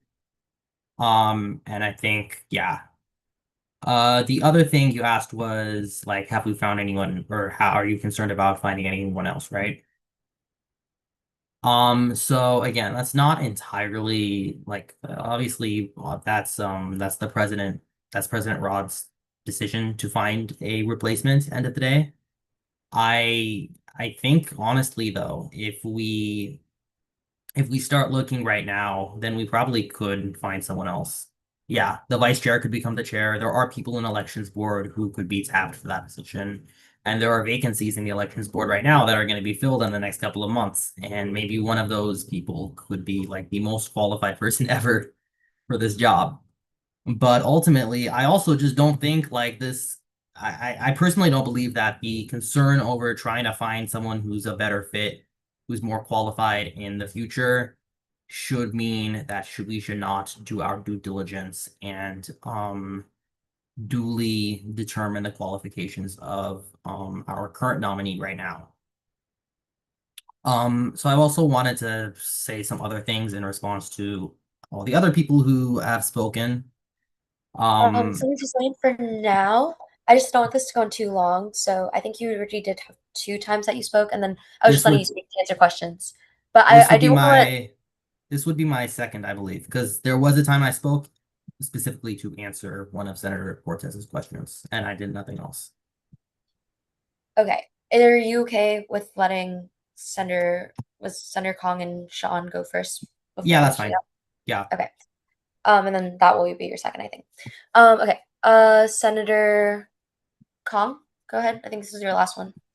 Yeah, thank you, Madam Chair. I think so. I understand many like senators was like against like probationary appointments, but I'm heavily concerned that the communications and the reports between election board and the Senate, given that Annabelle didn't have done any formal training as a chair, so I would like to ask if any senators have any solutions to keep and then maintain this communications between the Senate and the election board to make sure done our job and strengthen our association better. And then and also I want to ask if Annabelle gonna have any formal training if he's going to appoint as chair. Okay, Senator Shisami, I'll let you finish your last thought, and then we'll go to Sean. Oh, I'm happy speaking after Sean if you would like to speak now. Oh, yeah, Sean, go ahead. Sure. So just to clear up a couple things I was asked about fall quarter. Fall quarter is preparing for winter quarter, right? And so there's a lot of items that we're going to want to have to do in fall quarter that are going to need the attention. And I mean, like I said, we need to start right now. How well people can be evaluated based on that, I don't know. I believe Addison addressed a lot of the things that were brought up directly by point in regards to the elections or perceived problems with the previous election. And I think I clarified a couple things as well. And also Annabelle wanted to be here, but is on the East Coast enjoying her summer break. So, and you know, like I said, she wanted to be here and just wasn't able to make it. But I just want to have a couple like point some things out, right? And ask some questions. And question one, how would limited appointments affect involvement? And the desire to be involved in the association, if things will be evaluated. She is not an employee. Employees are evaluated to have a six month probation period, but then my probation period was 25 years ago. So it was a while ago, right? If you're at a 9-month or 12-month appointment, 6 months is at least half of that. That's a huge period of time. Just thinking about the percentages that are going in here. Let's see, is the concern that only returning chairs have the proper experience? These are questions just to ask yourself, like ask everybody when you're talking about this. But the two that are the biggest in my mind, and one is mentioned in the chat, is liability. So there is a previous appointment issue that came up, I think, 2 years ago. And I'm not going to, I mean, it's all public, but like, I'm not going to drag people through the mud on this. But there was a delay in an appointment, and it became a political and PR issue because someone was denied an appointment when typically it's just they go through and like, okay, yes, we'll approve this. They were specifically weeded out, and it was like a personal vendetta, and then it became more than that. And so just the liability is high when it starts to be like narrowing out people, and so just be on the lookout for that. And the other thing is that the elections board needs to maintain, and sorry, like elections is one of my like little buttons that like I just react in a certain way to because I've been involved for a long time, is elections board needs to be independent. It needs to be an independent body. And so I would urge people to consider how it looks with the Senate approving things, especially if it's what is the evaluation guidelines that the Senate is using in regards to who is qualified and who is not qualified. Because if someone were to say be running for office this next spring and is making choices in regards to who the chair is going into the election, that is a problem. That is politically and PR wise a big problem. And there's a reason that fall quarter is when elections board solidifies their changes to elections code. So that's just done. It's there, it's done. No more changes can come up closer to the election, closer to when someone might think they're going to run. So that something could be advantageous to them if they passed it in the Senate. Like that is like literally one of the rationales for when that passed it, like as a guideline. So I just want to put out there some of the questions to ask yourself when we're talking through all of this. So that's all I wanted to say. Okay, last one. and then I welcome any motions on this. But Senator Giussone, you can do your last thought. Yeah, thank you again, Madam Chair. I want to be very clear. First off, none of my intention with this is to single anyone out or like create a personal attack on someone or anything like that. I honestly just want to make sure that if we realize that the decision we make today in the long run was not the correct decision, that we have a mechanism for recourse. With that being said, I do understand that there are some concerns surrounding both the amount of times we check in with Annabelle and the potential singling out of her if people are perceiving it as such, which again, is not at all my goal, but I understand why people might be concerned about that. I would be happy modifying the amending the resolution to make it check-ins once every month. If that would be seen as more appealing to some people, I would also be happy using this as a potential springboard into further discussing how we do appointments and maybe considering probationary appointments for other jobs in the future. But to be very clear, I'm only proposing this because I've seen the problems that we've had with elections board in the past, and I understand the concern of not filling this position soon, and I really can't think of any other way of reconciling those two issues. I get the concern of keeping elections board independent, which is why this vote to keep her replaced would be made in December, several months before the election. But I also think it's important to remember that even if we, as a Senate, are not supposed to take a partisan, have partisan influence on who is managing our elections, we have an administrative responsibility to make sure that they are managed well. And so far, I just haven't seen that. I don't know, again, what Annabelle is capable of. I really hope that she proved me wrong. And I think that if we do a probationary appointment, that could be the best way of doing that. So yeah, this is plainly this is not at all a personal attack and is not at all meant to be singling someone out. It is really just, I think, the best way of moving forward with a very, very, very difficult situation. Yeah, thank you. I yield. Okay, before Senator Nashari, I will let you speak last time, but I do have some suggestions after he speaks. So we do have to take action on this. So it could be to pass the resolution. If we are going that route, I would like to pass the resolution and then some motion to update it to align with the resolution template. You could do motion to discuss this later after we get to the appointment. You could just motion to table this indefinitely, whatever. I sent the Robert's Rules cheat sheet into the Slack. So yeah, I'm letting Senator Nanashahi speak. And then if you guys have spoken before, but you're making a motion, that won't count towards your 2 speaking limit. So yes, I'd recommend a motion after this. Please and thank you. Senator Nanashahi. I was just going to call the question. Technically, we can't call a question because there's no motion that's been made, but I really do appreciate the initiative. But okay, Senator Carlo. Motion to postpone this resolution indefinitely. Okay, there's been a motion to postpone a resolution authorizing a probationary appointment to the chairship of the elections board indefinitely. Is there a second? Senator Bondi? Second. Okay, the motion's been moved and seconded. We are now in discussion. Senator Giussone.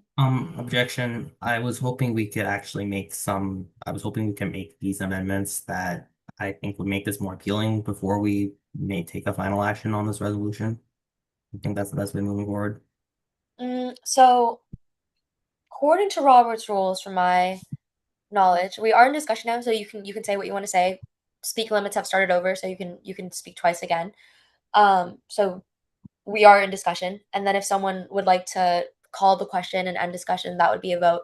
But this is your time to speak now and make suggestions now. But technically, objection is not a formal Robert's Rules procedure. But yeah, we are in discussion, so whoever would like to speak can speak. Would you like to speak? Yeah, briefly. Go ahead. I think given the fact that me and Senator Lopez are offering amendments to this resolution, I think it would be more prudent to amend the resolution and discuss it as amended before taking final action on it, especially since a lot of those amendments would, I think, alleviate the concerns I have seen being raised as to this suggestion. I think that's at least discussing the amendments before taking final action, I think is a better way of handling the situation. Okay, Senator Lopez. Oh yeah, I just wanted to ask like a clarifying question that would help me just in the case that like to help inform some of the amendments we are planning on making. So would anybody be able to answer either when or why? I guess like I mean, you could call them probationary appointments exist for senators who are chairs or vice chairs of Senate committee. Like when did that change, or did it ever change, and what is the purpose for that, and how would that be separate from elections board? Just a clarifying point. Senator Cobb.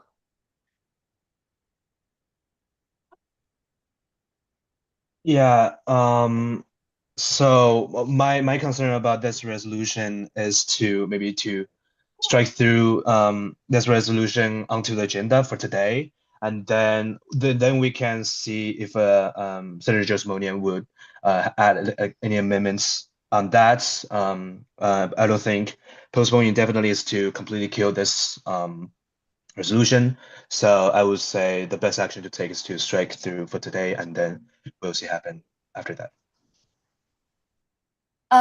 Postponing definitely would just mean like yeah, it kills the resolution. But if Senator Giusimonian or Senator Lopez or whoever would like to bring this bill back again, it would just be at my discretion, or they would motion it on again. So it wouldn't be that this bill can never be discussed again by this motion language.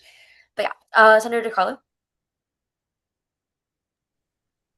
Thank you, IVP Vicky. I just want to kind of reiterate my thoughts here. I think it is really best if we go ahead and strike this indefinitely. I think there's a lot of problems with the resolution that I don't think amendments are going to be able to solve tonight, given the fact it's been almost 2 hours already and we still have another discussion to be done on the appointment itself. I think in terms of all of our times and best interest, it would be to go ahead and postpone this probationary resolution indefinitely so that we can move on to the more lengthy discussion on the actual appointment itself. Thank you. Senator Cortez. Can I just call to question? Or could I call to question? Yeah, okay. The question has been called. Is there a second? Senator Nader Shahi? A second. Okay. Question's been moved and seconded. So we will now vote on whether or not we want to end discussion. Let's go to the Senate voting tracker, which will be on top of the agenda. If everyone can go on there.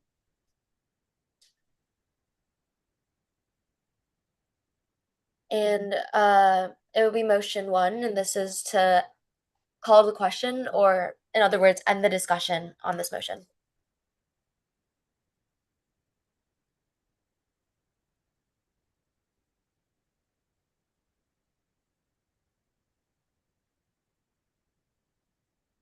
If you could mark yourself as present and vote, please and thank you.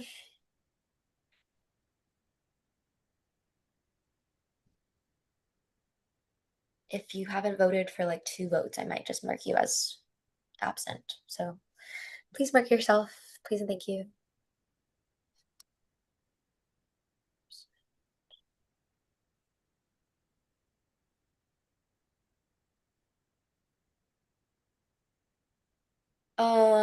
Senator Chinawala, Senator Guerrero, Senator Horvitz, Senator Lin, Senator Dunbar, Please I'm working vote. on it. Sorry. No, no worries. Thank you. Me as well. I'm having a lot of connection issues, but I'm doing it. Yeah, no worries. You guys can also text me your vote if you'd like. I appreciate it.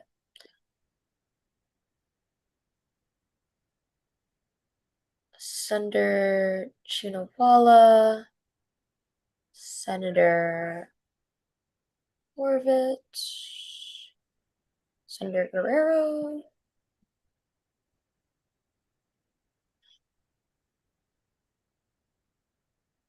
okay.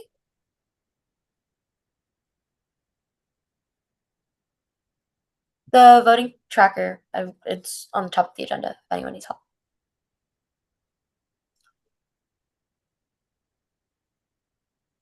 Okay, I'm going to give it another second, and if not, I'm going to mark you as absent on this.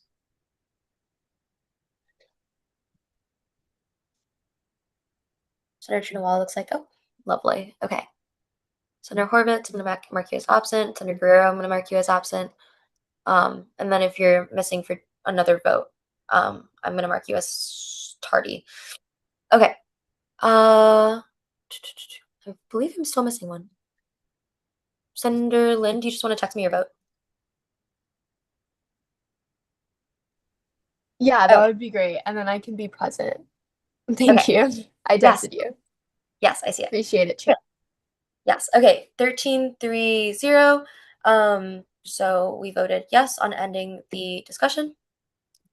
So now we're going to move on to the vote on the actual motion. So if we can all go to motion 2. Now we're voting on whether or not to postpone it indefinitely. Please fill out the tracker. We're on motion 2 now, and then the language is also in there.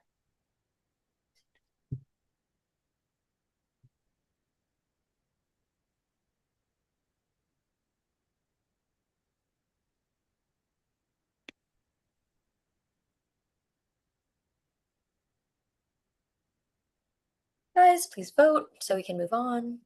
Please and thank you.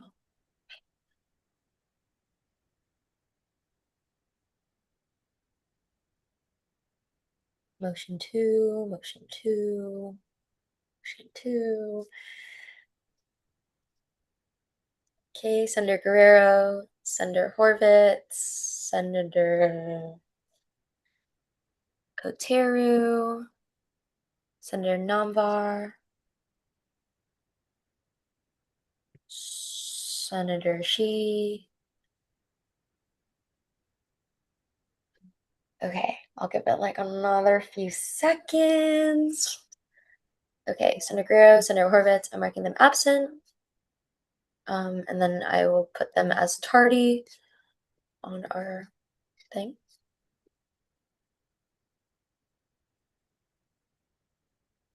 Okay. Awesome. Okay, vote reads 10-3-2. Motion passed. So the resolution has been postponed indefinitely. Okay. Next, we move on to F, consent calendar. Nothing. G, action items. So, Sean, I'm going to invite you to speak in a sec, but the EVPSA office, which is the External Vice President for Statewide Affairs office, has a $10,000 deficit. And if there's no objections, I'm going to invite Sean to speak more on it, and then I'd welcome any motions afterwards or discussion. Sean, could you elaborate? Yes, thank you. So I was notified by our financial team that the EVPSA office is $5K in the hole, and it has a $5,000 requisition that's waiting to be paid. So it's for services already rendered for an event. I can find it here. I had it up earlier, but it always logs me out. Give me a second, but it's for a Mariachi Divas, I believe is the name of the group. So they had an event in April, services were rendered, and we need to get them paid essentially. And so 5,000 is for in the hole that they overspent, and then 5,000 is for this additional requisition that's awaiting payment for this group. That's 4 months, 3.5 months out. So that's kind of where the 10K is coming from.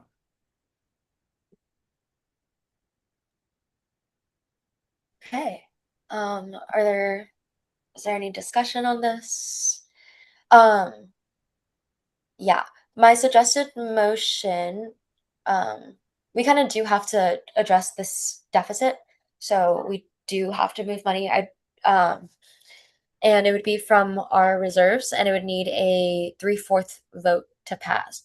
But we do have to fill this deficit, and hopefully moving forward, we won't have any more deficits, but we do have to fill this deficit. So something along the lines of move to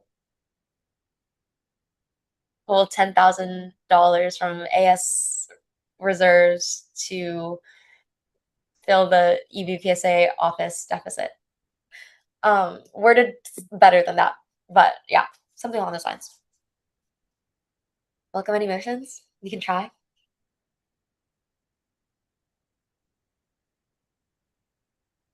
Any brave souls wanna give a go?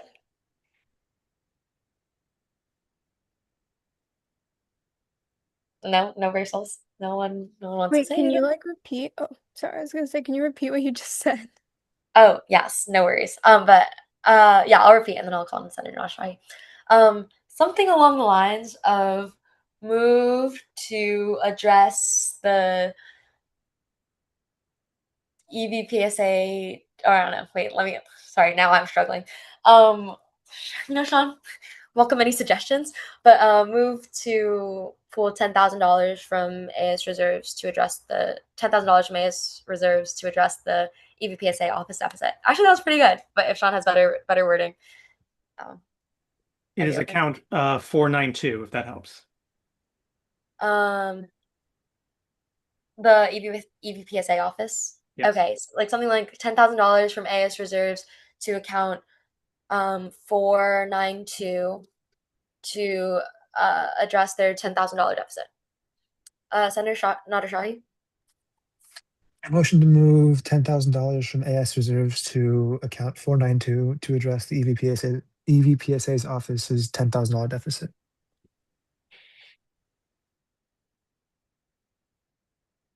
Okay, I'm gonna say move to transfer $10,000 from AS reserves to account 492 to fund the EVPSA office deficit. Senator Nash, are you saying to say address instead of fund? That's fine. Okay, awesome. Is there a second? Senator Kong? Second. Okay, motion's been moved and seconded. We are now in discussion. Senator Bondi? Call the question. Okay, question's been called. Is there a second? Senator Shi? Second. Okay, if there's no objection, pausing for objections, we will close discussion.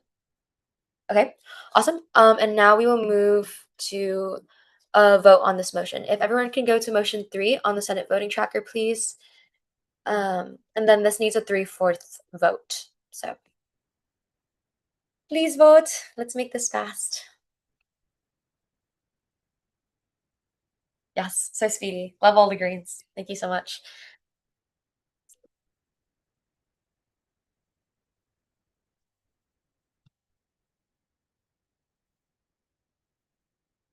Guerrero, you're here. I'll remove your tardy. I'll mark you back Sorry, as is present. there a second? Is there another doc that we're supposed to be voting on right now? Because I can't find it. No, it's the Senate voting tracker that's on the very tippity top of the agenda, and then we're on motion 3. Let me drop the link in the chat. Okay, thank you. Yeah, no worries. Yes, it's always gonna be on the top of the agenda for anyone who needs it.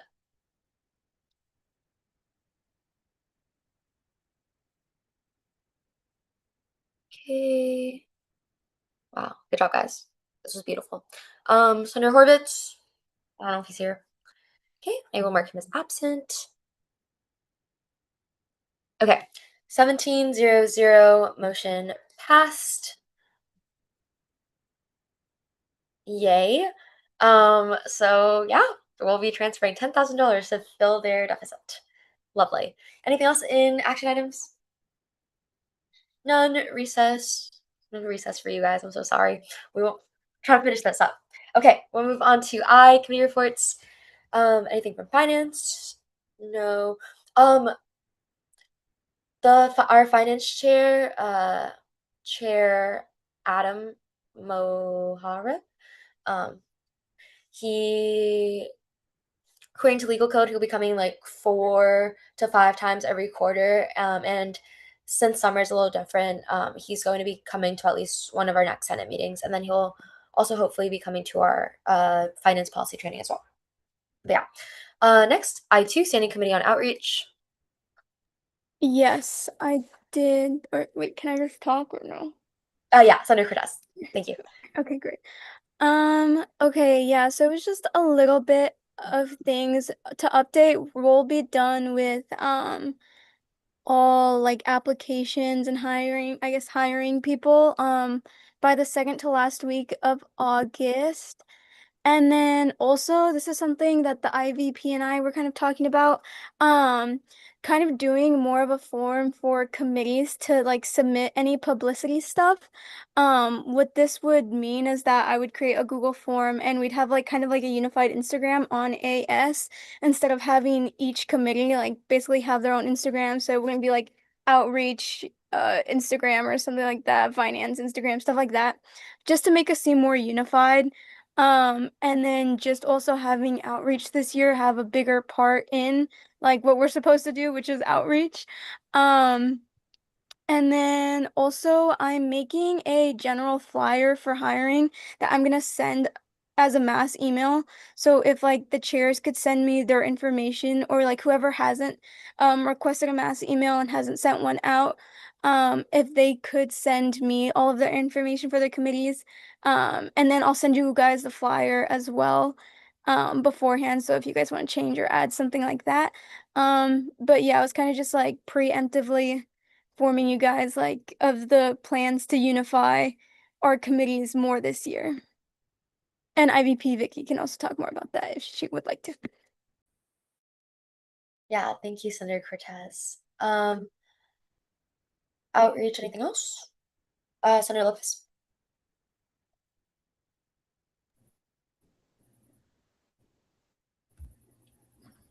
Oh yeah, I was just gonna say that since the two more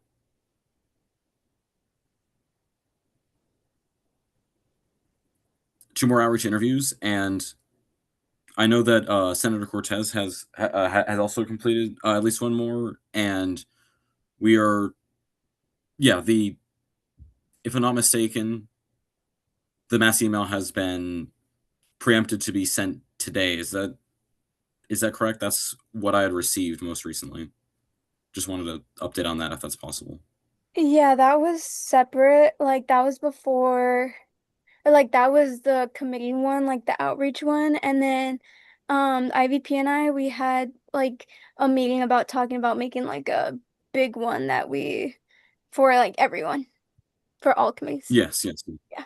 That sounds right. But yeah. But then what I was gonna say is that earlier Senator Cortez and I had agreed that in order to start meeting by say the last week of August, that it's ideal that we wrap up interviews as soon as possible. Yeah, by the end of next week, hopefully even a little bit sooner, if possible.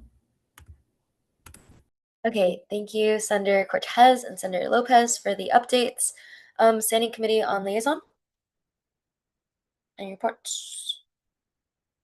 Okay, Standing Committee on Advocacy, any reports? And then we have no current projects and temporary committees. Okay, move to J, minutes and allocations. We're gonna have, once we have a department chairs, we'll have people actually be checking through the minutes allocations. I don't know how many of you guys are actually going through it, but so as of right now, if welcome any motions, reminders. We've typically done just bundle and approve. Minutes and allocations. Senator Najshahi. I motion to bundle and approve all minutes and allocations. There's been a motion to bundle and approve all minutes and allocations. Is there a second? Senator G. Simonian? Seconded. Okay, the motion's been moved and seconded. We are now in discussion. Senator Lynn? Senator Bondi?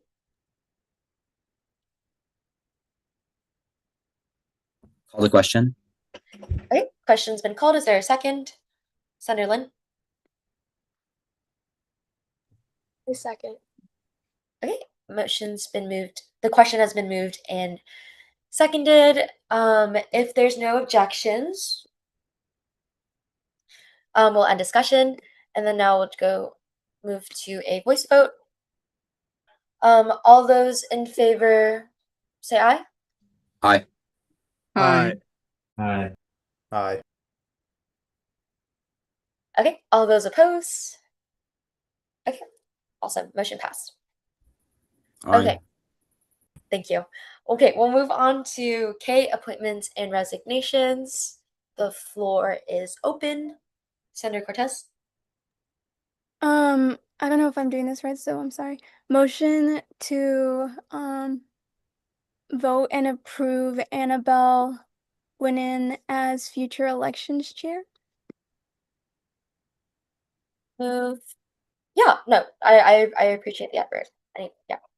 Okay, move to vote and approve Annabelle Winnan as elections board chair. Okay. Is there a second?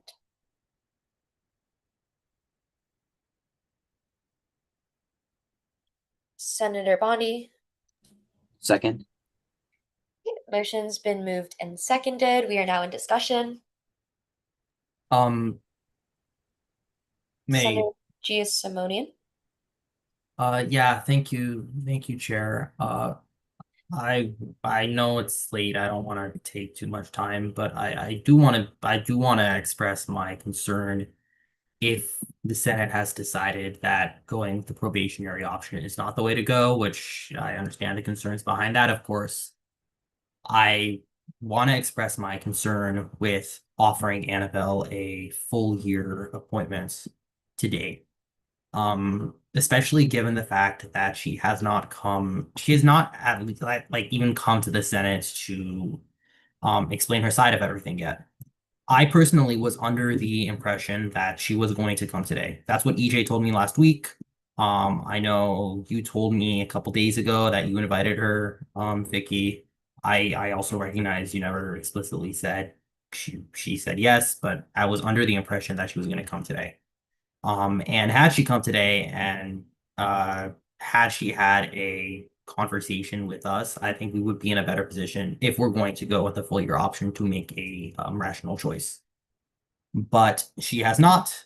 Apparently she will be coming on the 26th, according to the IVP, right? Yes. Yes, right? So she'll be coming in 2 weeks and we can have the conversation then. I don't think appointing her before then is a prudent idea, especially if it's going to be a full year appointment. On top of that, I feel like I have a bit of concern with doing any sort of judgment as to whether or not she's qualified if she hasn't even come to speak, right? Like, I would rather at the very least have the chance to have an actual open conversation with her before we take this action.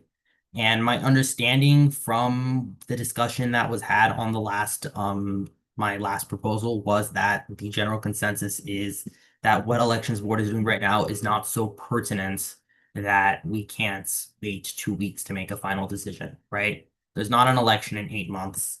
There's not an election until 8 months, sorry. It's been a long day. There's not an election until 8 months. And right now it's basically just a preparatory phase. And while I think it would have been great had we decided a probationary appointment was the way to go to get Annabelle's boots on the ground today, if we are going to be doing a full year appointment, I think making sure she is qualified before giving her that appointment is much more important than the 2 weeks we are losing by postponing such an appointment. So I am going to suggest that we postpone this appointment until she has the chance to come and have a conversation with all of us.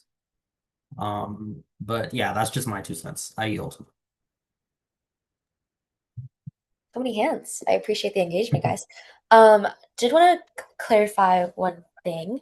Yes, I apologize to all the senators for not keeping you all updated about if Annabelle was coming or not. That's completely on me. Did want to give a little bit of a timeline. So I sent out the email on requesting asking her if she was available to come on Thursday, the day after our Senate meeting, and then she responded a few days later saying that she needed to check, then responded maybe a week after that saying that, confirming that she wouldn't be able to make it.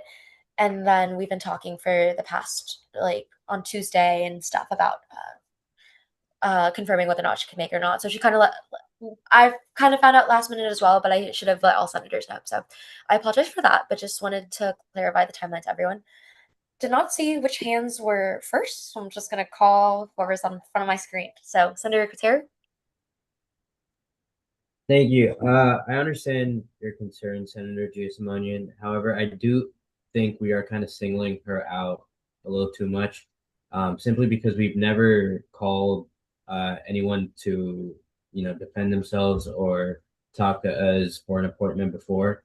And from what it seems like your concerns, if you did want to bring them up to her, it should have been outside of a Senate meeting. So personally, I don't think it was her full responsibility to show up here.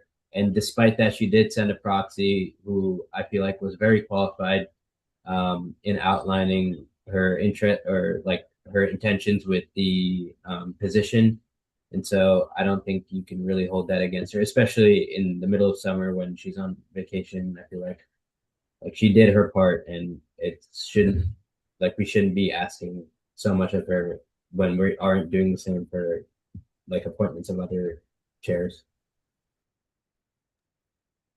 Okay, Senator DiCarlo.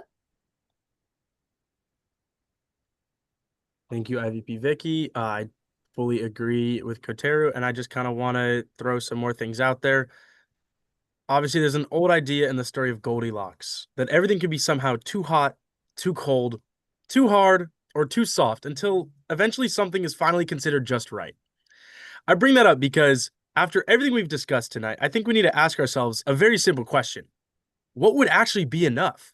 We spent a great deal of time tonight discussing Annabelle, and I want to use this moment to make sure that her actual experiences, the circumstances of last year's election, and her plans for the coming year are part of our consideration.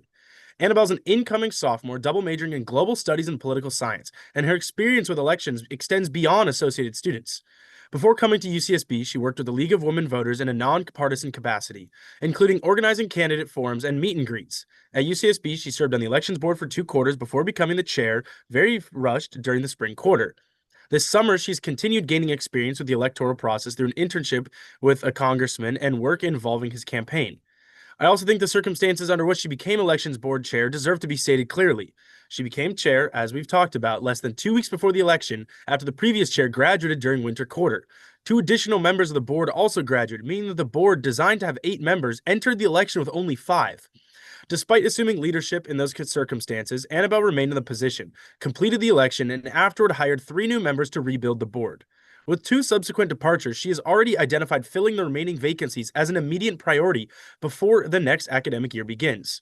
More importantly, Annabelle has not looked at the problems from last year and pretended they did not happen. She recognizes the faults of the last election, that they lasted longer than intended. She recognizes that voter turnout needs improvement, and she's responded by developing an extensive set of proposals for addressing both. More than 1,100 students began ballots last year without completing them. One proposal she is exploring would allow voters to, at the beginning of the ballot, to consent to have their submitted selections counted even if they do not reach the final page.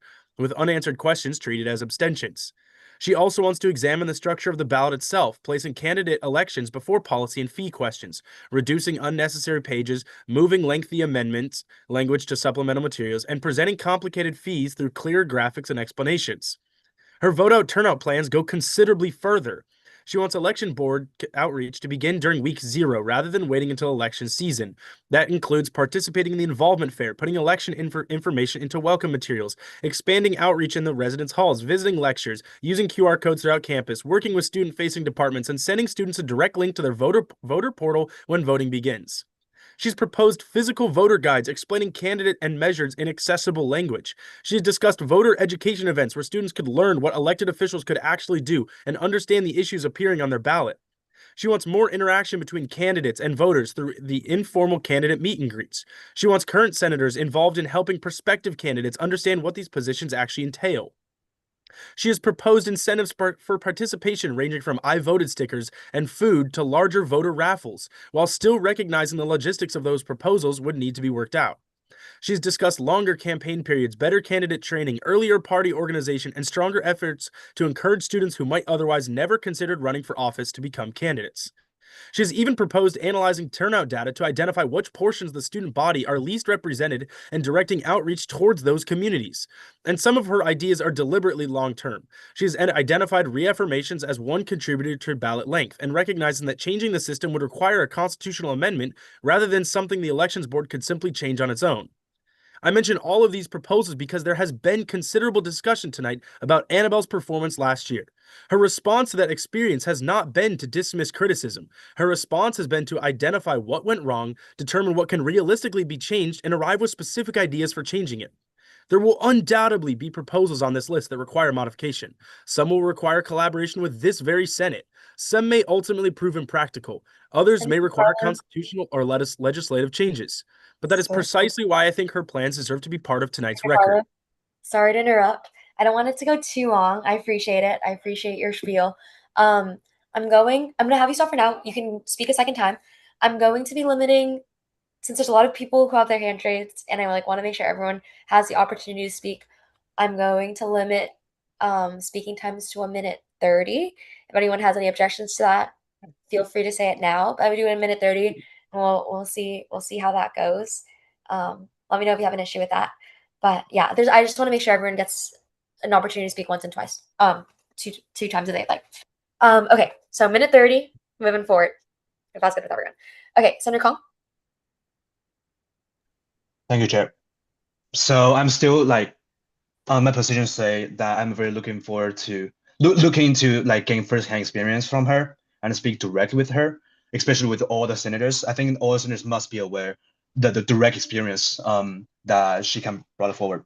And I still worry that if we can have a check-in every month, if we can manage to that, and then as I can say that I'm also on vacation and as well, and I have not missed any trainings and Senate meetings, and I'm not trying to put any high standards or standards to Annabelle, but I wish to have just a little bit of her time to come to our Senate meeting and speak her mind and speak why she's qualified. So thank you. That'll be it. Thank you. Senator Lopez.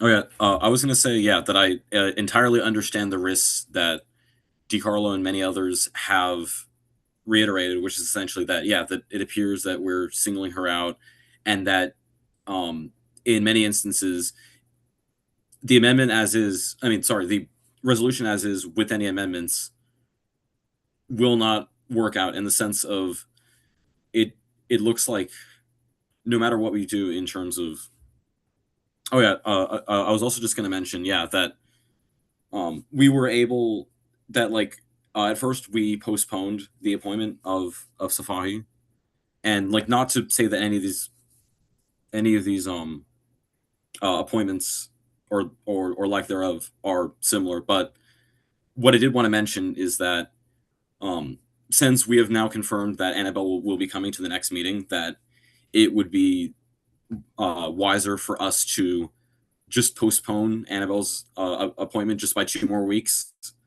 And again, like that would meet in the middle, as in we're not trying to pass anything too rapidly without a due course. And same goes for the probationary amendment. It's clearly not ready, and it might never work out. So this is probably our best course of action, is to postpone the appointment by 2 weeks. I yield my remaining time. Thank you. Senator Shi? Oh yes, thank you, Lee. And what I'm thinking is like for now we don't know about like in the future meeting if she gonna be person or not. I look over her statement that like the other person read out today, which is really like long and fully of the things she did. And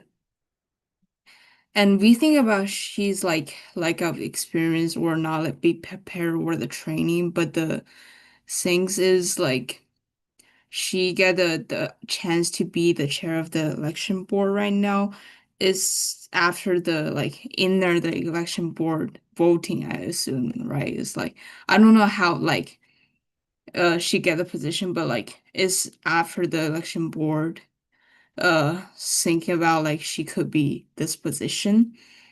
And also it's like um for now we are not sure about like how's the next meeting or the future, is she gonna be here or not. And we are like spending a lot of time to do this like endless loop around this topic. I don't know if she is here in person today, if this is gonna be passed or not. So like that's my opinion. Thank you. Thank you, Senator Shi. Senator Turner? Thank you, IVP. Before that, I had a quick question for you, IVP, just about the Roberts rules. So I understand we're in discussion right now, but if the discussion is if we call it to question and the discussion is ended, we would potentially have to vote on it again, though, correct? Yes. So Robert's rules, so that what you just asked would be a point of parliamentary inquiry. So that's good. And you can, if you guys ever have like a Robert's rules question, you can always just unmute and ask that anytime. Just like in person, it's a little different, but just say like point of Okay. parliamentary inquiry. So that's good. Call to question is a means to end discussion. So if you're like, okay, we've talked about this too much, I called a question, it does have to be seconded. And then after that, we vote on it. And then if the vote fails, right, we go back into discussion, we keep talking. So if more people want to talk about it, then we go back into discussion. Okay. And if the vote does pass and we're like, okay, like enough people want to end discussion, I believe it's a 2/3 vote, then we move to voting on the actual motion itself. So we've done that a few times, but yeah. Okay, then. That leads me to what I'm gonna say. I'll probably lower my hand while I'm speaking. I would love to continue this amazing endless loop of a conversation, but unfortunately my vitamin water is almost out, so I cannot fully enjoy this conversation because I'm almost out of vitamin water. So I would like to let's see, call the question, and hopefully do I have to do I say can we postpone it to when Annabelle's meeting, or do I just call the question? It's only one thing at a time. So either you talk about the topic, or you make a motion. So are you calling the question? Yes. Okay. Point of information. Yes. If we call to question, that would be leading us to vote on it like in its current form, right? So if we wanted to postpone. Sorry, one at a time. So call to question has to be seconded, and then we would go into a vote on not the motion itself, but whether or not we want to end discussion. So that's the first thing. Okay, but just to be clear, so we need to do some sort of call to question on this motion before we bring in a secondary one, right? Yes. So Senator Turner just called the question. So okay, yeah, just making sure. Yeah, thank you. Is there a second to the call to question? Senator Cortez? Second. Okay. The motion's been moved and seconded. If we can all go to motion, we'll do a Senate voting tracker vote for this. If you can all go to the motion 4. So this is voting on moving the previous question, or in other words, ending discussion on this. and I will put the motion language on top. But if everyone can go to motion 4, please, and vote, that would be lovely. So this again is to move the previous question or call the question or whatever, which is to end the discussion. Oops, sorry if I did something.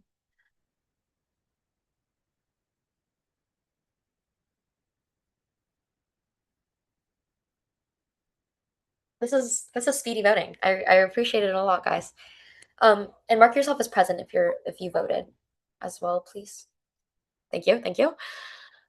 Senator Kong, I think just waiting on you.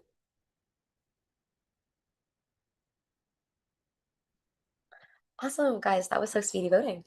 Wow, that was I'm very impressed. Okay, 18-0, so motion passed. Now we will move on to a vote on the actual motion. So if you guys can all go to motion 5. And so this is you're voting on whether you're voting on to move to vote and approve Annabelle Guinan as election board chair.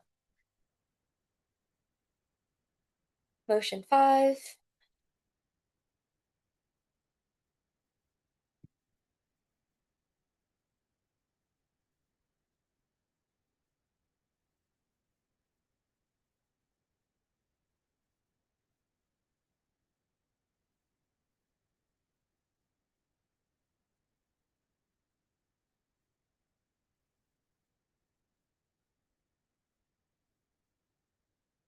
Sean, on the top of your head, do you know, or any senator or anyone in the Zoom right now, what the voting threshold is for appointments? Is it 2/3 or is it majority?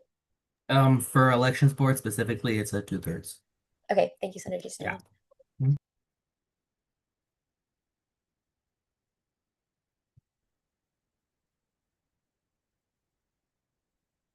Okay, the vote reads 11-3-4. The percentage is also reflected there, 78.57%, which is more than 2/3. So, oh, I deleted everything. Okay, motion passed. Okay. Okay, so Annabelle Guinan is now our elections board chair, and I or the pro temps will be following up afterwards. Okay, we still have some more appointments left. I'd welcome any motions. Senator Giusimonian? No, it's not. Motion to bundle and approve all appointments and resignations.